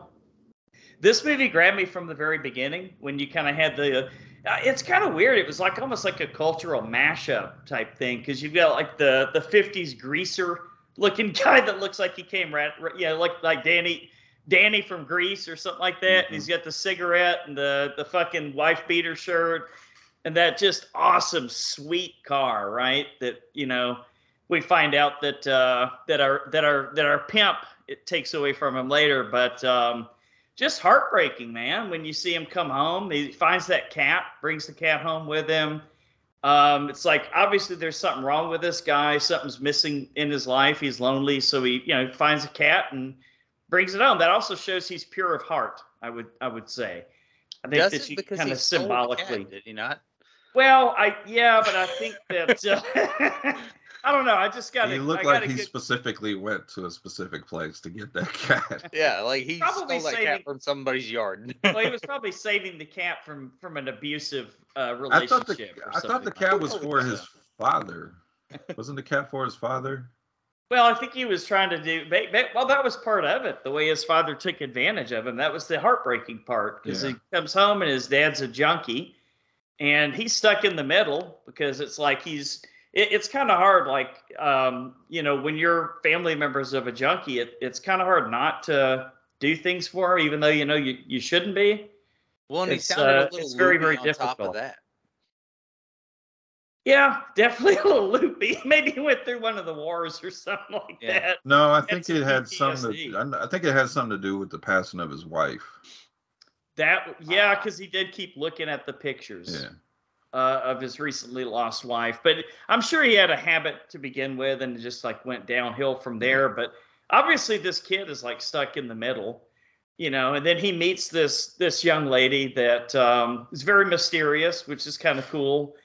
And it's like, yeah, it's almost like she's not afraid of anything, and you can kind of tell she has no fear. In fact, she's almost like emotionless in parts, and I think the actress did a really, really good job pulling that off. I think, you know, that was the pimp character to the dealer, was he a little bit over the top? Yeah, he kind of was, but I think that added to the overall ambiance of the movie. I think it was kind of cool having as we would call him, like a John Wick villain or an Austin Powers villain. I felt there, like, you know, I felt like he was over the top to the point where it was to make us not like him even more. Right. Oh, sure. Absolutely. Yeah. And I mean, you know, of course, it's like so many of those classic vampire stories where they're, you know, like Interview with the Vampire stuff, right? Where we're only trying to kill the evil people, you know, and the people that have it coming, so to speak, or whatever. But, and they didn't go, I don't think they went too overboard with showing that she was a vampire. I think it was kind of clever the way that he dressed up as Dracula, and he's like, I'm Dracula, you know, and then she's like, I love that one scene when she's getting so close to him and you know she wants to bite him, but she doesn't. I think that was a really well done scene. Oh, I think he was obviously drugged out of his fucking gourd. You talking about where he hugs her? Shit. Yes. I think because I see what you're saying about her wanting to, because it's right there, but the fact that she probably had never been embraced like that by anybody. Yeah. Or at least we don't know how old she is. It's probably been quite a while since. Yeah, it's very hard to tell, right? How does that work? As a vampire, if you drink somebody's blood who's on some sort of trippy shit, do you trip? Next minute you're dancing to techno? Well, she must have had an awful lot of cocaine. I was about to say she must have been high as a kite off that guy then, huh? If that's the case, she would have been fucking floating. Well, and the guy that dressed as a vampire that she didn't kill, he was like, I don't know what he took, but he was staring at a fucking I think it was like, wasn't it ecstasy or Molly? Didn't they say, Brian, in the I think translation? I think the time period, it probably would have been ecstasy. Yeah. Okay. Yeah, because I don't know. I didn't see the dub version. I saw the subtitle version. I think it said ecstasy on it. So, but yeah, I haven't seen a movie that was filmed this beautifully in a while. And again, going back to the look of the city, like what were all those people, dead bodies being thrown in that valley for? That was really weird. And then you've got, like I said, like oil derricks literally fucking everywhere, which is, I guess, is kind of a nod to the Middle East, right, Philip? I mean, don't they have pretty much fucking have oil derricks and oil wells everywhere? That's why we're there. In fact, didn't they set a bunch on fire during the Iraq War or something like that when Bush Sr. was in? Oh, I don't know. Desert Storm? Yeah, Allegedly. I think purposely, allegedly set a bunch on fire. But If it was to protect our own fucking We're not burning what's ours. petrodollar asset. Yeah. well, this was look at its core. I think that this was a beautiful love story of two people that were like trapped in different scenarios, but like no escape type scenarios, and not a very nice place to live.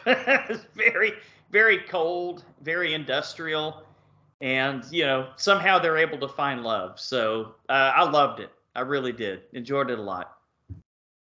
Okay. Brian, what'd you think? Doesn't happen a lot, but I 100% agree with Lance. What? It's not. The movie is not what I expected. I didn't think I was gonna get super involved with at the core of it, a fucking love story drama. Mm-hmm. I thought it was beautifully shot. The story was well told, well acted. I loved everything about. They just called her the girl. I loved everything about it. Nobody said vampire outside of that guy saying I'm Dracula. Dracula. I didn't even catch that. Nobody said vampire. They didn't feel the need to beat us over the head with it. We know what the fuck we're watching. Yes, right. It obviously was. Right. I love the music in it. I felt like the music. Oh, great soundtrack. Absolutely. I felt like it helped in telling the story. There was great shots, some slow motion shots in there, just beautifully made. Trying to not say the same things you said, Lance. Another fun fact: the director was in the movie. She was the girl with the skeleton paint at the party. Oh, was she the one that was tripping on the ecstasy? I think so. And also the one that was doing the skateboarding. They probably really were tripping. And I kind of wonder. I want to know if somebody knows. Let us know. Does the director have like some sort of musical background? Because not only with the soundtrack, but like the girl. Mm-hmm. If you guys notice, like her posters on the wall, she had like the Bee Gees, Michael Jackson. Yes. Yeah. Like, I think Madonna. Mm-hmm. So Prince. I think Prince was up there somewhere. Very, very, very 80s centric movie. Yeah. And they used it well. I sort of feel like it would be like if Quentin Tarantino was from Iran. Oh, yeah, there was a lot of Tarantino vibe. And directed Clerks. I wouldn't be surprised if this is not a movie that he wouldn't recommend to somebody. Yeah. Yeah. I feel like this is like right up his alley, and I see this could be he could have been like a big influence on her filmmaking career. Mm. Wow, oh, sure. I could definitely see no that. feet though. Yeah, well, I don't remember seeing. Well, no, there were feet. Remember the guy that was the junkie was inserting the needle between his toes. That don't count. I guess, okay. Yeah, but they didn't have like a weird token foot fetish scene. Yeah, fair enough. Fair enough. Like, why is Margot Robbie's feet in the screen again? Yeah. It's like, man, her feet are really fucking dirty. What are we doing? You know, Quentin's like sitting in the director's chair, just like rubbing his hands. Oh, the dirtier the better. Oh yeah, makeup, makeup. Right in the center of the screen. Put them up there. All right. But it doesn't make sense, Quentin. It doesn't matter. Hey, he's the filmmaker. He's the filmmaker. But I thought it was just a beautifully told story, and I think the black and white kind of enhanced it for me. I do too. With the cinematography and everything. So yeah. Didn't mean to cut you off. So. Very clean. No, very cool. clean looking too. Very clean looking shots. I would say. Yeah, I think it was very like art house-ish, I guess. Like it had some really fucking amazing visuals going on. Mm-hmm. Like the girl with the cloak and the covered face cruising down on a skateboard or whatever, or just slowly walking behind somebody or what. Like it looked great. Mm-hmm. The whole thing looked amazing. It was slightly floating in the air. Yeah. And real quick, they didn't need to like hit you over like with stuff explaining things. Like, Yeah. Yeah, they that's didn't need to right. overly explain that. I got the fact that she only kills bad Mhm. people. Yeah. Yeah. Like the whole scene with the little was- boy when she was like, "Are you a good boy?" and he was like, "Yeah," and then she got up in his face and showed her fangs. It was like, "Tell me the truth." Well, I mean, that That was kid, that was he that was was good for the suspenseful. rest of his life. She's like, "You better Yeah. be good, or I'm gonna eat you." They didn't Christopher Nolan us with explain. Right. But it definitely was a slow burn, and Mm-hmm. I really did enjoy the musical scenes, but it was different than most movies that you watch. It was like they would play the whole fucking song, and Mhm. like at the beginning of the scene when they start right. the song, the two characters are this far apart, and then at the end of it, they're here, and that's what happened in that 5 minutes. You know, and so it Mhm. was they went a little bit for the long ball on that one, Yeah. which was different, but I kind of enjoyed it. Is it a movie I'm gonna watch on a regular basis? No, but I did enjoy it for what it was, and I understand the acclaim that it got. I may not rate it personally quite as high as most people did, but just because it was kind of long and drawn out, and it took a while to get to the point, Right. because it wasn't really just it wasn't really a horror movie, right? There were some horror aspects, but it wasn't really a horror movie. Yeah, it was But a romantic drama.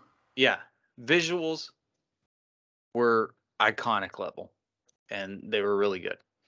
So did some good, did some bad. I'll take it.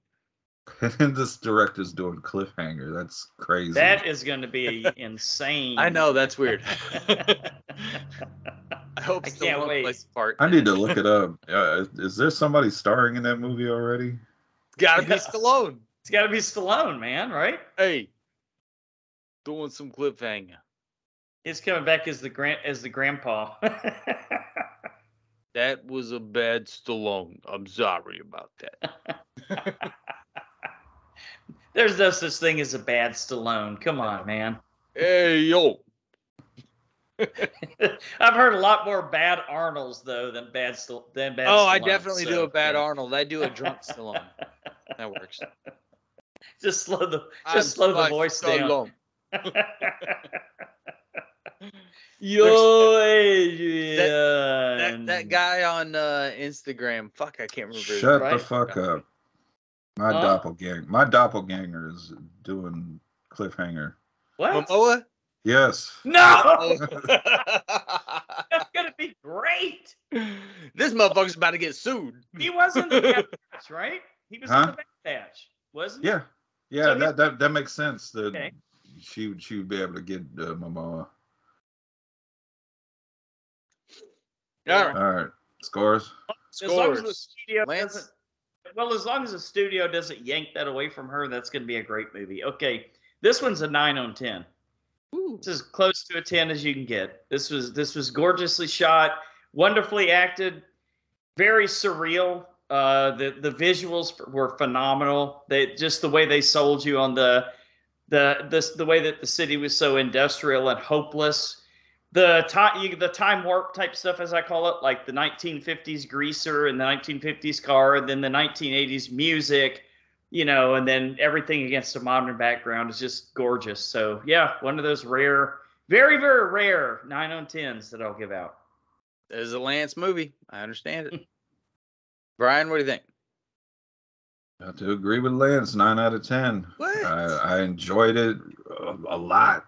I love the characters. Even we talked a lot about the girl, the guy, the main guy. Yeah.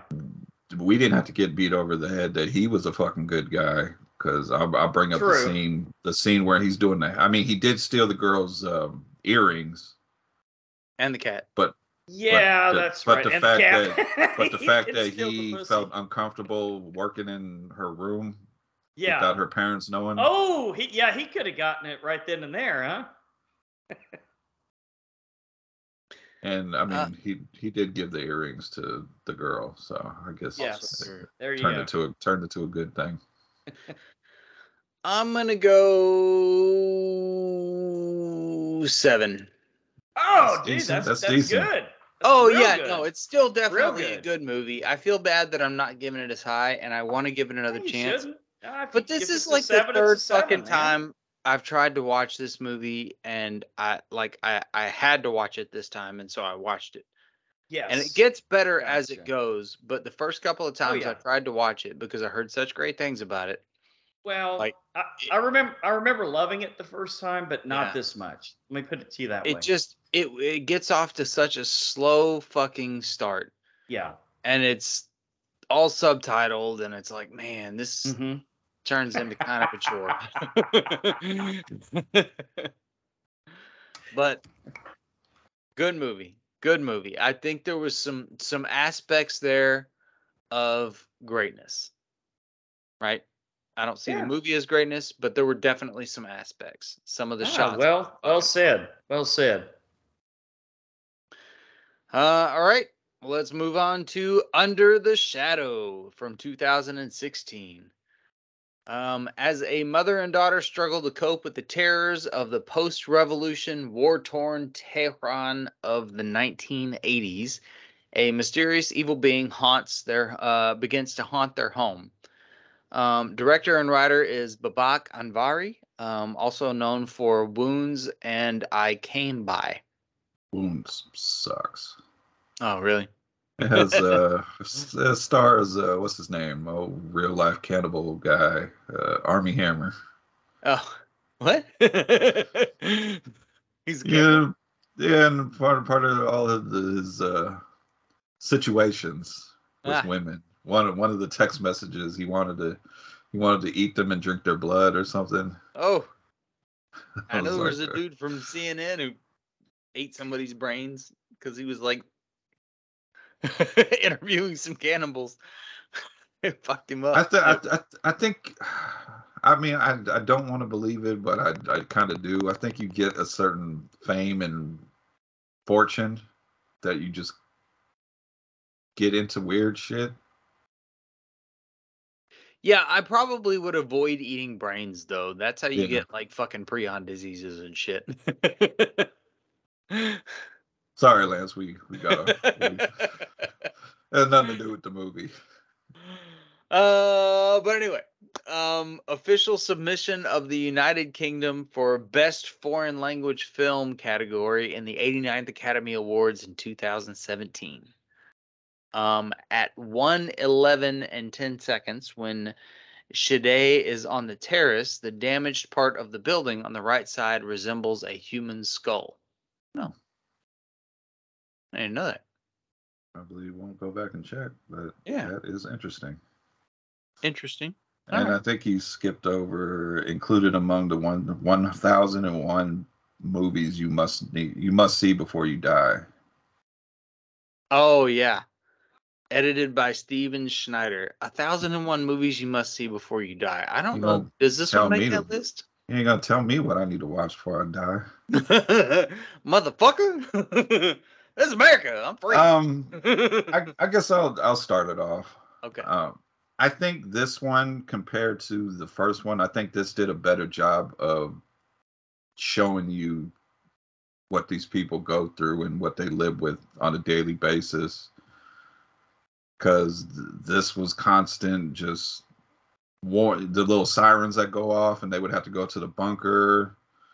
The women would have to be covered up all the time, or you couldn't even let nobody know you had a fucking VCR and you work out to your little Jane Fonda workout tapes, or they take it away. I think this did a better job at doing that. Lance, I think this is the one you were talking about when you said this is the slow burn, more than you would have liked it. You're on mute, Lance. You're on mute, buddy. No, there we go. There we go. I love slow burn movies, Brian. Come on, dude. You know I'm the slow guy, I think, man. At first, I was kind of taken out by the slowness of it, but then as things started to unravel, the whole thing with the djinn and the stuff happening with the daughter, Mm-hmm. I kind of started taking it a different way, that maybe there is no jinn, that this lady's losing it. You know, there was certain aspects of the movie that, like the whole movie, they're trying to find this doll because the lady explained that the jinn will take something personal that you love and keep it. That's how they keep track. Ah, okay. And then later you find it in the drawer where she keeps stuff. Right. All torn up, and then she's like, "Why did you take it, Mom?" And the mother's like, "I didn't take it." And then she was like, "Don't lie to me." And she's like, "I could have taken it, but I don't. But I'm sure that I didn't." And I'm like, "Are you sure?" Because there's And she did seem kind of resentful towards the daughter the whole time, like Yeah. doesn't have that motherly instinct. I'm not saying that there was no jinn in this movie, but there's just a lot of this movie that maybe the effects of what's going on around her, the stresses. Yeah.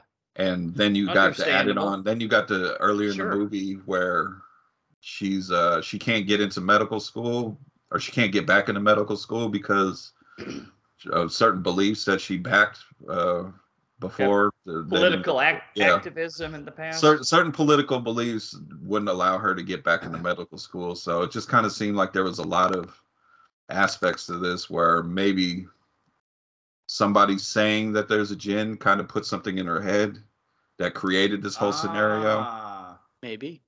But the kid was supposedly mute, so how could he have said there was a jinn? Just, I know kids that don't talk to their parents. Okay. Also true. And then you got the scene where, you know, maybe it was the daughter. Maybe it was the daughter doing things, because you get the scene where she's talking to somebody and she said, "Oh, it's on top of the bookcase." Right.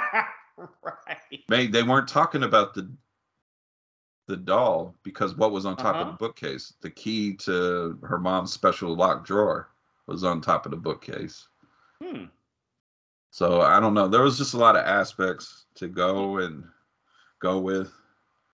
And I like the explanation of the jinn in this movie, because I'm sure you guys typically have seen movies where jinns are basically like genies and they grant you wishes. Sure, like Aladdin. Yeah, but in this movie, 10,000 Years of Longing. This movie, they're just demons that come to fuck with you. And I like the explanation on when that missile came. Oh, yeah. How the jinn fly in on the breezes of sorrow and agony and despair and fear. I have a possible theory about that missile, but I'm going to wait till we get to the end of my... It makes more sense that the jinn is a demon than a genie. Yeah. Although I've heard it more as a genie, but obviously the jinn is more of an evil entity. Yeah, well, I haven't read it, but the lady that first mentions the jinn, she says it's in the Quran, and the way she spoke about it was like they were demons, they're not here to grant you wishes. But I thought it was super slow in the beginning, but as it ramped up, I enjoyed it more, and I felt like it did a better job of placing you in Iran and the situations that were going. And I don't know. I still don't know how to feel about where the story went, because at one point I did think it had to do with a jinn, but then there were certain aspects of the story where I'm just, is this lady losing her mind? Like, that final time they went to the bunker. Yeah. And she thought she heard her daughter upstairs and just kicked the other girl. Right. And then when she came back down, the little girl was like, "Why did you do that to me?" Yeah. It kind of was like, okay, is this movie playing with me? Did she not really hear anything? Or, you know, and so I really enjoyed that aspect of it. And it ended up, I don't know if it's something I need to watch before I die. One of those movies, but well, mission accomplished. So you've only got 1,000 more to go, Brian. I'm not mad that I watched it. Yeah, and one down, 1,000 to go. One more thing, I think I would have liked it better if it was subtitled, because sometimes the dub kind of took me out. I saw this one subtitled also. I watched this one on Netflix, and it was dubbed. Gotcha. Well, and I let it be dubbed because it's easier for me to follow along, because I'm not always and you can multitask and do Yeah. other things around the house. Sure, I get it. But I pretty much agree with everything that you said, and I like that insight that maybe this was her descent into madness instead of Mm-hmm. a Jen actually being there or whatever. Because the daughter never talked about a Jen. Mm. She was just missing her thing and like Missing her talking to- dolly, her little talking to dolly. people who And the didn't exist in the room. The mother just seemed to, even the fact that the husband had to go away, which was fucked up. Yeah, They sent him Right. away to do his medical stuff.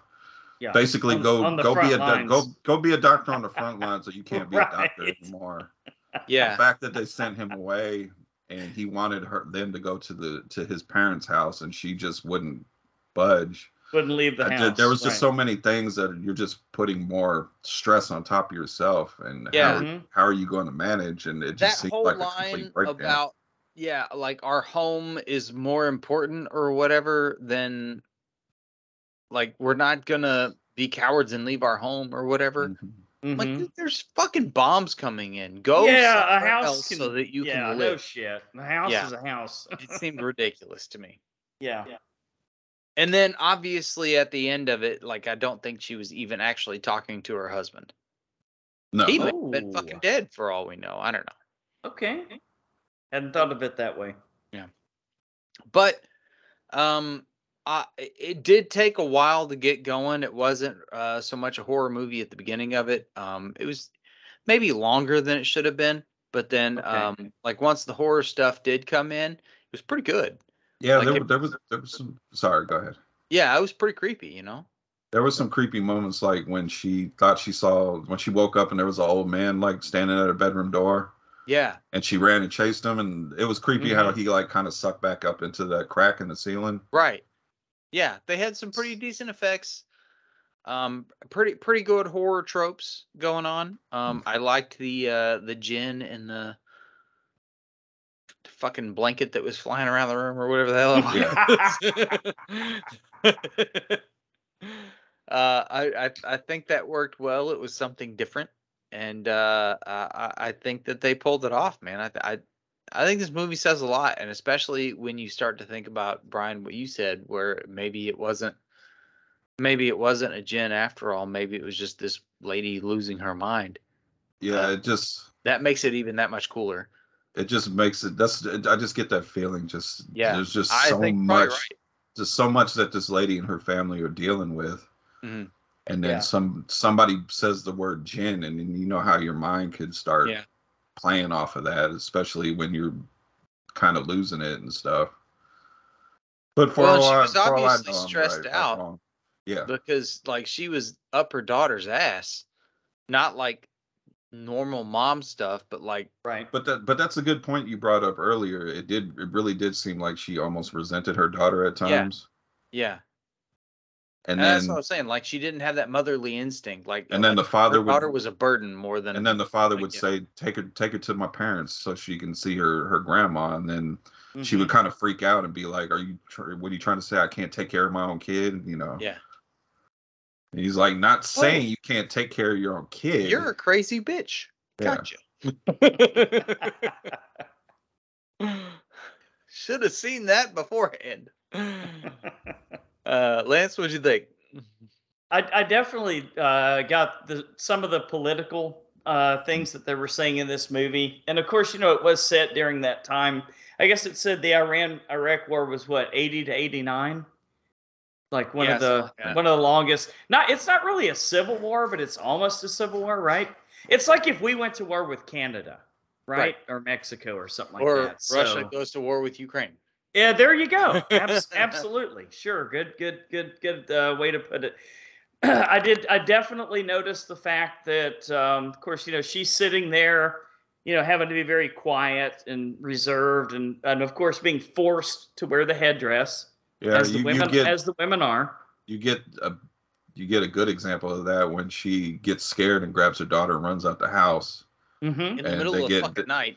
And they get stopped by the police. Instead of what's wrong, they're like, they see her without her headdress and like, Yes, what do yeah. they say? What do you think this is, Europe? Yeah. Okay, they did so yeah, so they did a good job with that in the movie. They did a good job of showing like you guys were saying, the husband is a doctor. Obviously he's allowed to dress how he wants. He's got a nice suit on and stuff like that. Obviously he doesn't have to cover his head. So that's just a lot of like the inequality between men and women in that particular society. And we won't go any further in my political views on that. So let's just keep this a non-political podcast. But it was, pretty obvious too, though, that he was getting fucked over too because he got sent to the front lines, as it were, right? I don't think it's too like, inflammatory to say that, hey, women shouldn't have to wear shit on their head. You know what? I'll agree. I think I think that should be a basic human right? Anywhere. Well, Yeah. I mean, if it's their religious thing and that's what they want to do, that's a different thing. But yeah, that's kind of where you run into trouble because it kind of is, I think. But or it's been warped to be that way. But anyway, let's move on. So the movie itself, Brian. Again, I love a good slow burn, dude. You know that more than anybody else on this podcast. I love a good slow burn, but brothers, I do not love a no burn. And for me, this piece of shit movie was a fucking no burn. I am glad you guys got a lot out of it. All I remember seeing was just a lady, 35 minutes of looking for a fucking doll inside of a house. Now, I do have, honestly, seriously, guys, I was very bored by this one. I'm sure it all went over my head. I'm sure there was a lot. Maybe I wasn't focused on this movie the way I should have been. I'm sure there was a lot more that was being said in this than I picked up on. And I was just watching a lady getting mad at her daughter and looking for a fucking doll for 35 minutes. And then at the end, you've got a big fucking flowing, robe that's a quote unquote djinn or whatever that you never even really fucking see. Anything because what if it wasn't real? There was the thing with the teeth under the bed. Okay, so let me ask you this. Guys.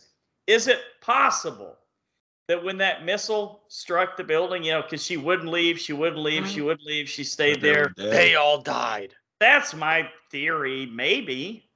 Because there was a shot at the end of the movie that made me kind of feel that way, right? Because the missile landed and they like pulled it out and stuff, but then at the end, didn't the building look different? Like it had more rubble or something? I don't know. It's kind of like Alice in Borderlands. I don't know if you guys ever finished watching that. On Netflix. It's a series. Is 2 seasons. Got a similar storyline? Pretty good fucking show. Probably better than this one, but well, Lance, if your theory is true, then it kind of makes this a little bit better movie than what you're saying. It very well could, but it bored the hell out of me. So I'm glad you guys got a lot more out of it than I did. I definitely picked up on the political stuff. Is it an important film? Yeah, probably so, because it says a lot of things, and like you said, the fear, just the absolute a lot fear. of political stuff. It said a few political things, but just all right. So to Brian's point, I don't of having something as basic as a television and a VCR taken away from you. Yeah. Yeah, I mean, I don't think it's too political. I just think it paints a perfect picture of that time period. Yeah. For them to be there. Yeah. It's a war-torn. They weren't taking it away from her because she's a woman. They were going to take it away from her because they're fucking rich. That's what rich people look like everywhere else in the world. Welcome to America, where everyone is rich. Mm-hmm. You and I, who think we're fucking broke as hell, are rich compared to the rest of the world. Great point. There's that. Talking about it. I don't own a VCR. You got a Blu-ray player? I got 2. No. Hey, the geeks all on VCRs, man. They're all still collecting VHSs, and they can't get away. They keep getting pulled back in. You know how much the VHS are going for now? I'm sure a lot, man. Like vinyl records, right? Yeah, you can get like an original Friday the 13th, still wrapped in plastic VHS. You're talking hundreds and hundreds of dollars. I'm sure. Yeah, no doubt. Like collecting comic books or something. How many of those are left? Not many. I've seen quite a few on eBay, but yeah. If it's on eBay, well, those prices crap. are ridiculous. That's not original I was- plastic. No, I was gonna say there is because I used to work in retail for a record store, and there is this thing that would allow you to it's just like it's like a heating gun that Yeah. allows you to re-shrink wrap shit. So Good I'm not tip. gonna believe that. Good tip. Always look for if they still have like old the store price stickers still stuck on them. Ah, great. Yeah. Great pro tip, man. Great pro tip. This movie bored the hell out of me, guys. I'm not gonna lie. It really But this did. one caught me more than A Girl Walks Home Alone. I'm glad to hear that. See, this is why we do the show. Yeah, This is what like makes it fun. I thought we do this I show had to make money. No, I'm just playing. Oh yeah, right. Sure. I had to force myself to pay attention to that movie. This one's mostly kept my attention. I agree with Philip. I think to me it was Yeah. her just descent into I mean I want to say madness, because at the end of the movie I Well- wasn't just quite sure if this wasn't all created in her head or not. My theory is that the bomb exploded when it landed. They were all trapped there. They couldn't go anywhere because they were ghosts. That's it. That Boom, would end make of more story. sense. But anyway, Well, why did everybody else It's like leave? purgatory. I don't know. Like, Well, listen, you look at like the Quran and the fucking uh-huh. Bhagavad Gita, Bible. like the Yeah. Bible, and Right. dude, all that stuff is so similar. Very similar. Eerily similar. I know. Anyway, there's that. Scores? Oh, me. Oh, scores. Yeah. I think it was Brian. I didn't like it as much. I think the dubbing took it out. Matter of fact, I'm not even gonna say. Oh, you can't do that, dude. Come Yeah, on, I'd say I didn't say anything because All right. that was a Netflix choice. That wasn't the film's choice. I didn't score it off dubbing. I liked it. Normally, it's better. It's more. Yeah. It packs more of a punch when it's not dubbed and you're Yeah. just looking at Right. the subtitles Right. because then you get more of the emotion The instead feel. of the Yeah. fake shit. Or the Yeah. really, really bad dubbing that you get sometimes. Alice in Uh, Borderlands again was another the- victim of that. The cinematography wasn't as good as the first movie. Okay. The acting was fine for the Yes. most part. The main actress I have seen that show I brought up before, Gangs of London. Well, she is gorgeous. I'll give you Yeah, that. she is- She's she is a in that gorgeous show. woman. Oh, She's in Gangs of London, and Okay. she's pretty ruthless on that show. Kind of Okay. different character Might have she to- plays compared to this. Might have to check that out. You got AMC Plus. Yep, that I do. The story I think is what really kind of grabbed me. It took a while for it to get going, but once it got going, I started coming up with my own theories in my head on what was real and what was not. And I think I'm gonna have to give this a 7. Oh, good score, man. Good score. Does it belong on a list? Of the 1001. Yeah, I don't know. I think it is. I think There's a lot of movies out there, man. I think you kind of said it right, Lance, for what the movie was portraying and what it was trying to say. I think it is a very important movie, and I do Yeah. recommend people watching it. For that, yeah, this is an easy 7. but if I'm gonna pick 1,000 movies, this is That's not a- gonna be on them.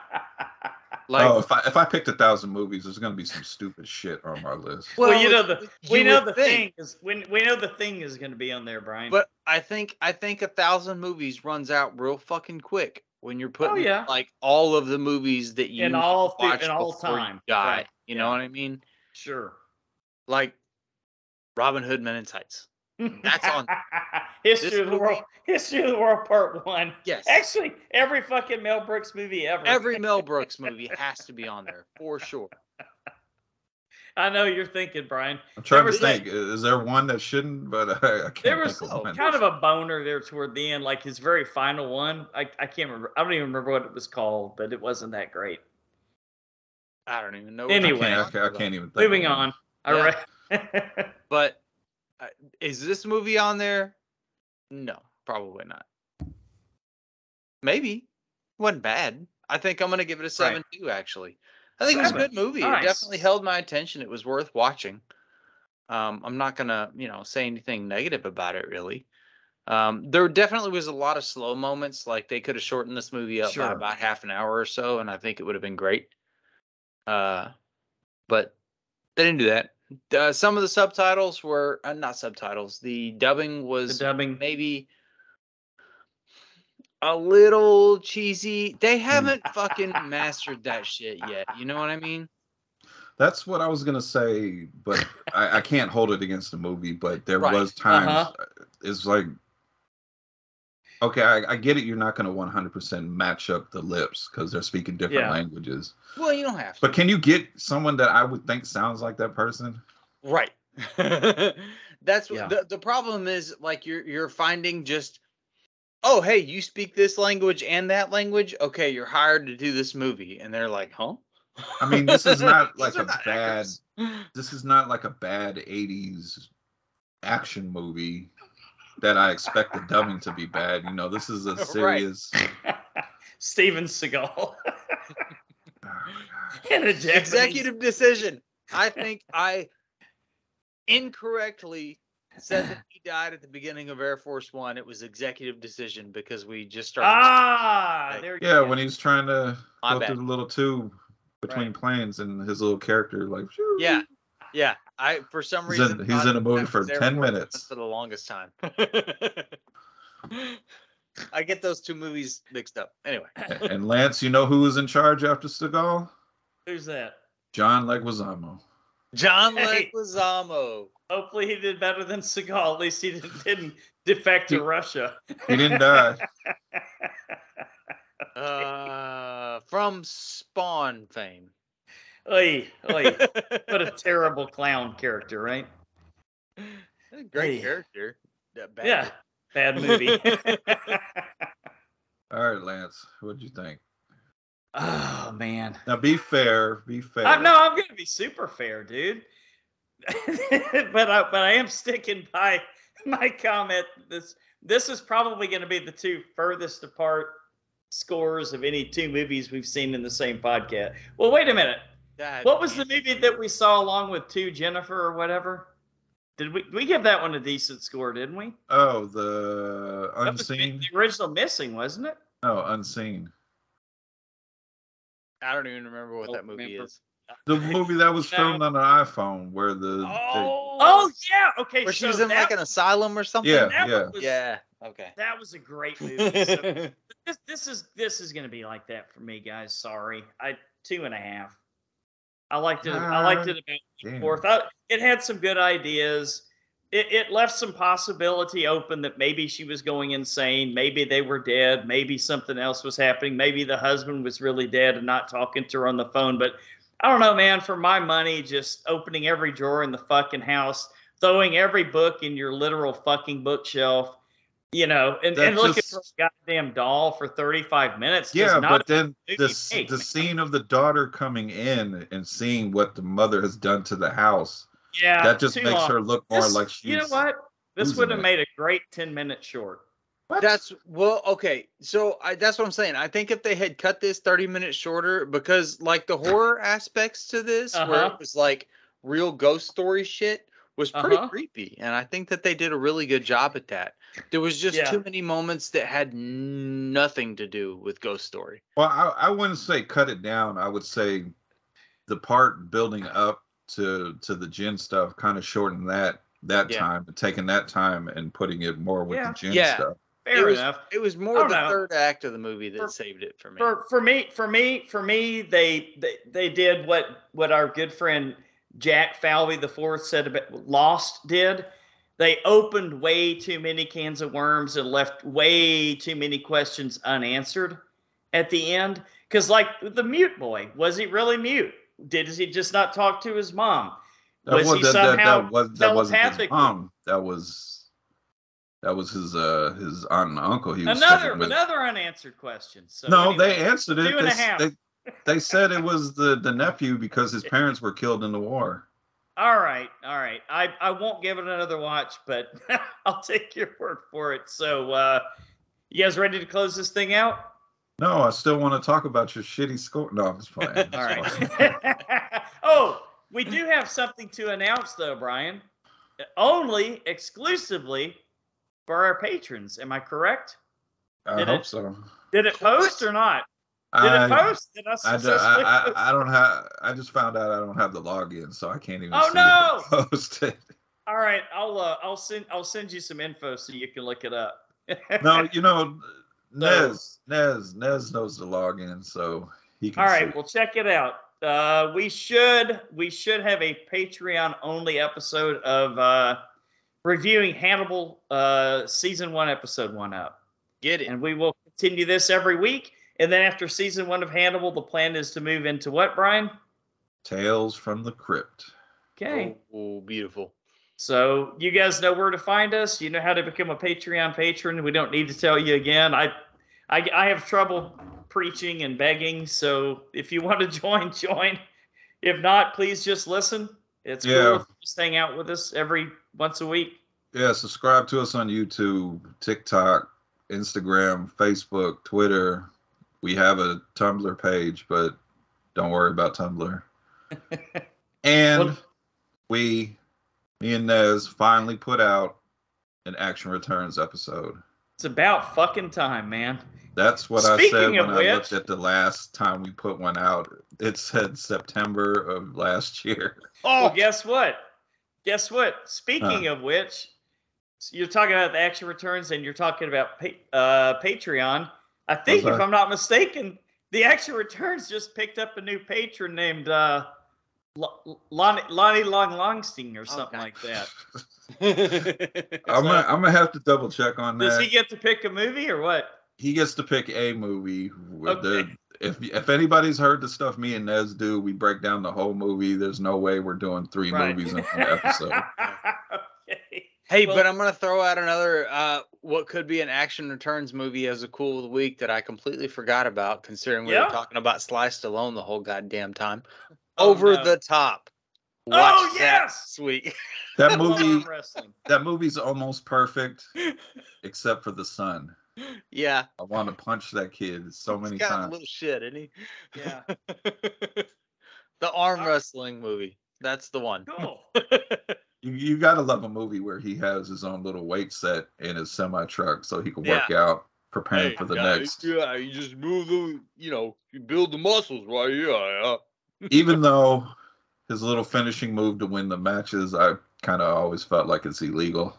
I would think so too. I had questions what about. What did he do? Tickle him with a feather? No, he basically over the top. He basically re-grips. Because when you grip in an arm wrestling, you're supposed to keep the grip.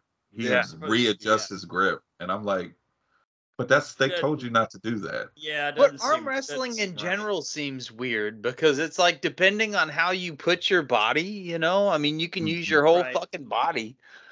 Like, are there rules to that? It seems like a weird fucking sport. If it's even a sport at all. Which the only time I've ever seen it resembling a real sport is in this movie. It was big in the 80s. Oh yeah, I remember arm wrestling people all the time at school, but I don't know if it was real. Lance Lonnie Longenstein. He gets one movie. Okay. And that movie is Over the Top. He better pick wisely then, right? But right now we're in the middle of the Canon Films Ninja trilogy. Oh, wonderful. Zim Vader mentioned it, so we're giving him the trilogy. Nice. Okay. And next episode of Stream Fiend should be probably out by the time you hear this, and we did 1989's Lean on Me. Oh, classic. Very nice. I like it. All right. Well, I think Horror Returns should be a lot of fun next week, Brian, shouldn't it? I mean... Is it going to be one of those episodes or what? I don't know if the movies will be good, but the conversation should be amazing. And that's the next installment of Is It Really That Bad? Yes. With Troll 1 and Troll 2. Oh, okay. I think I just recently watched one of these. I'm about to watch it again. Well, you about to rewatch it, brother. and if you guys have time, check out the documentary on Troll 2. What is it called? The worst movie ever made? The best worst movie. Yeah. All right. I'll take it. All right. Brian, until the horror returns again. Good night.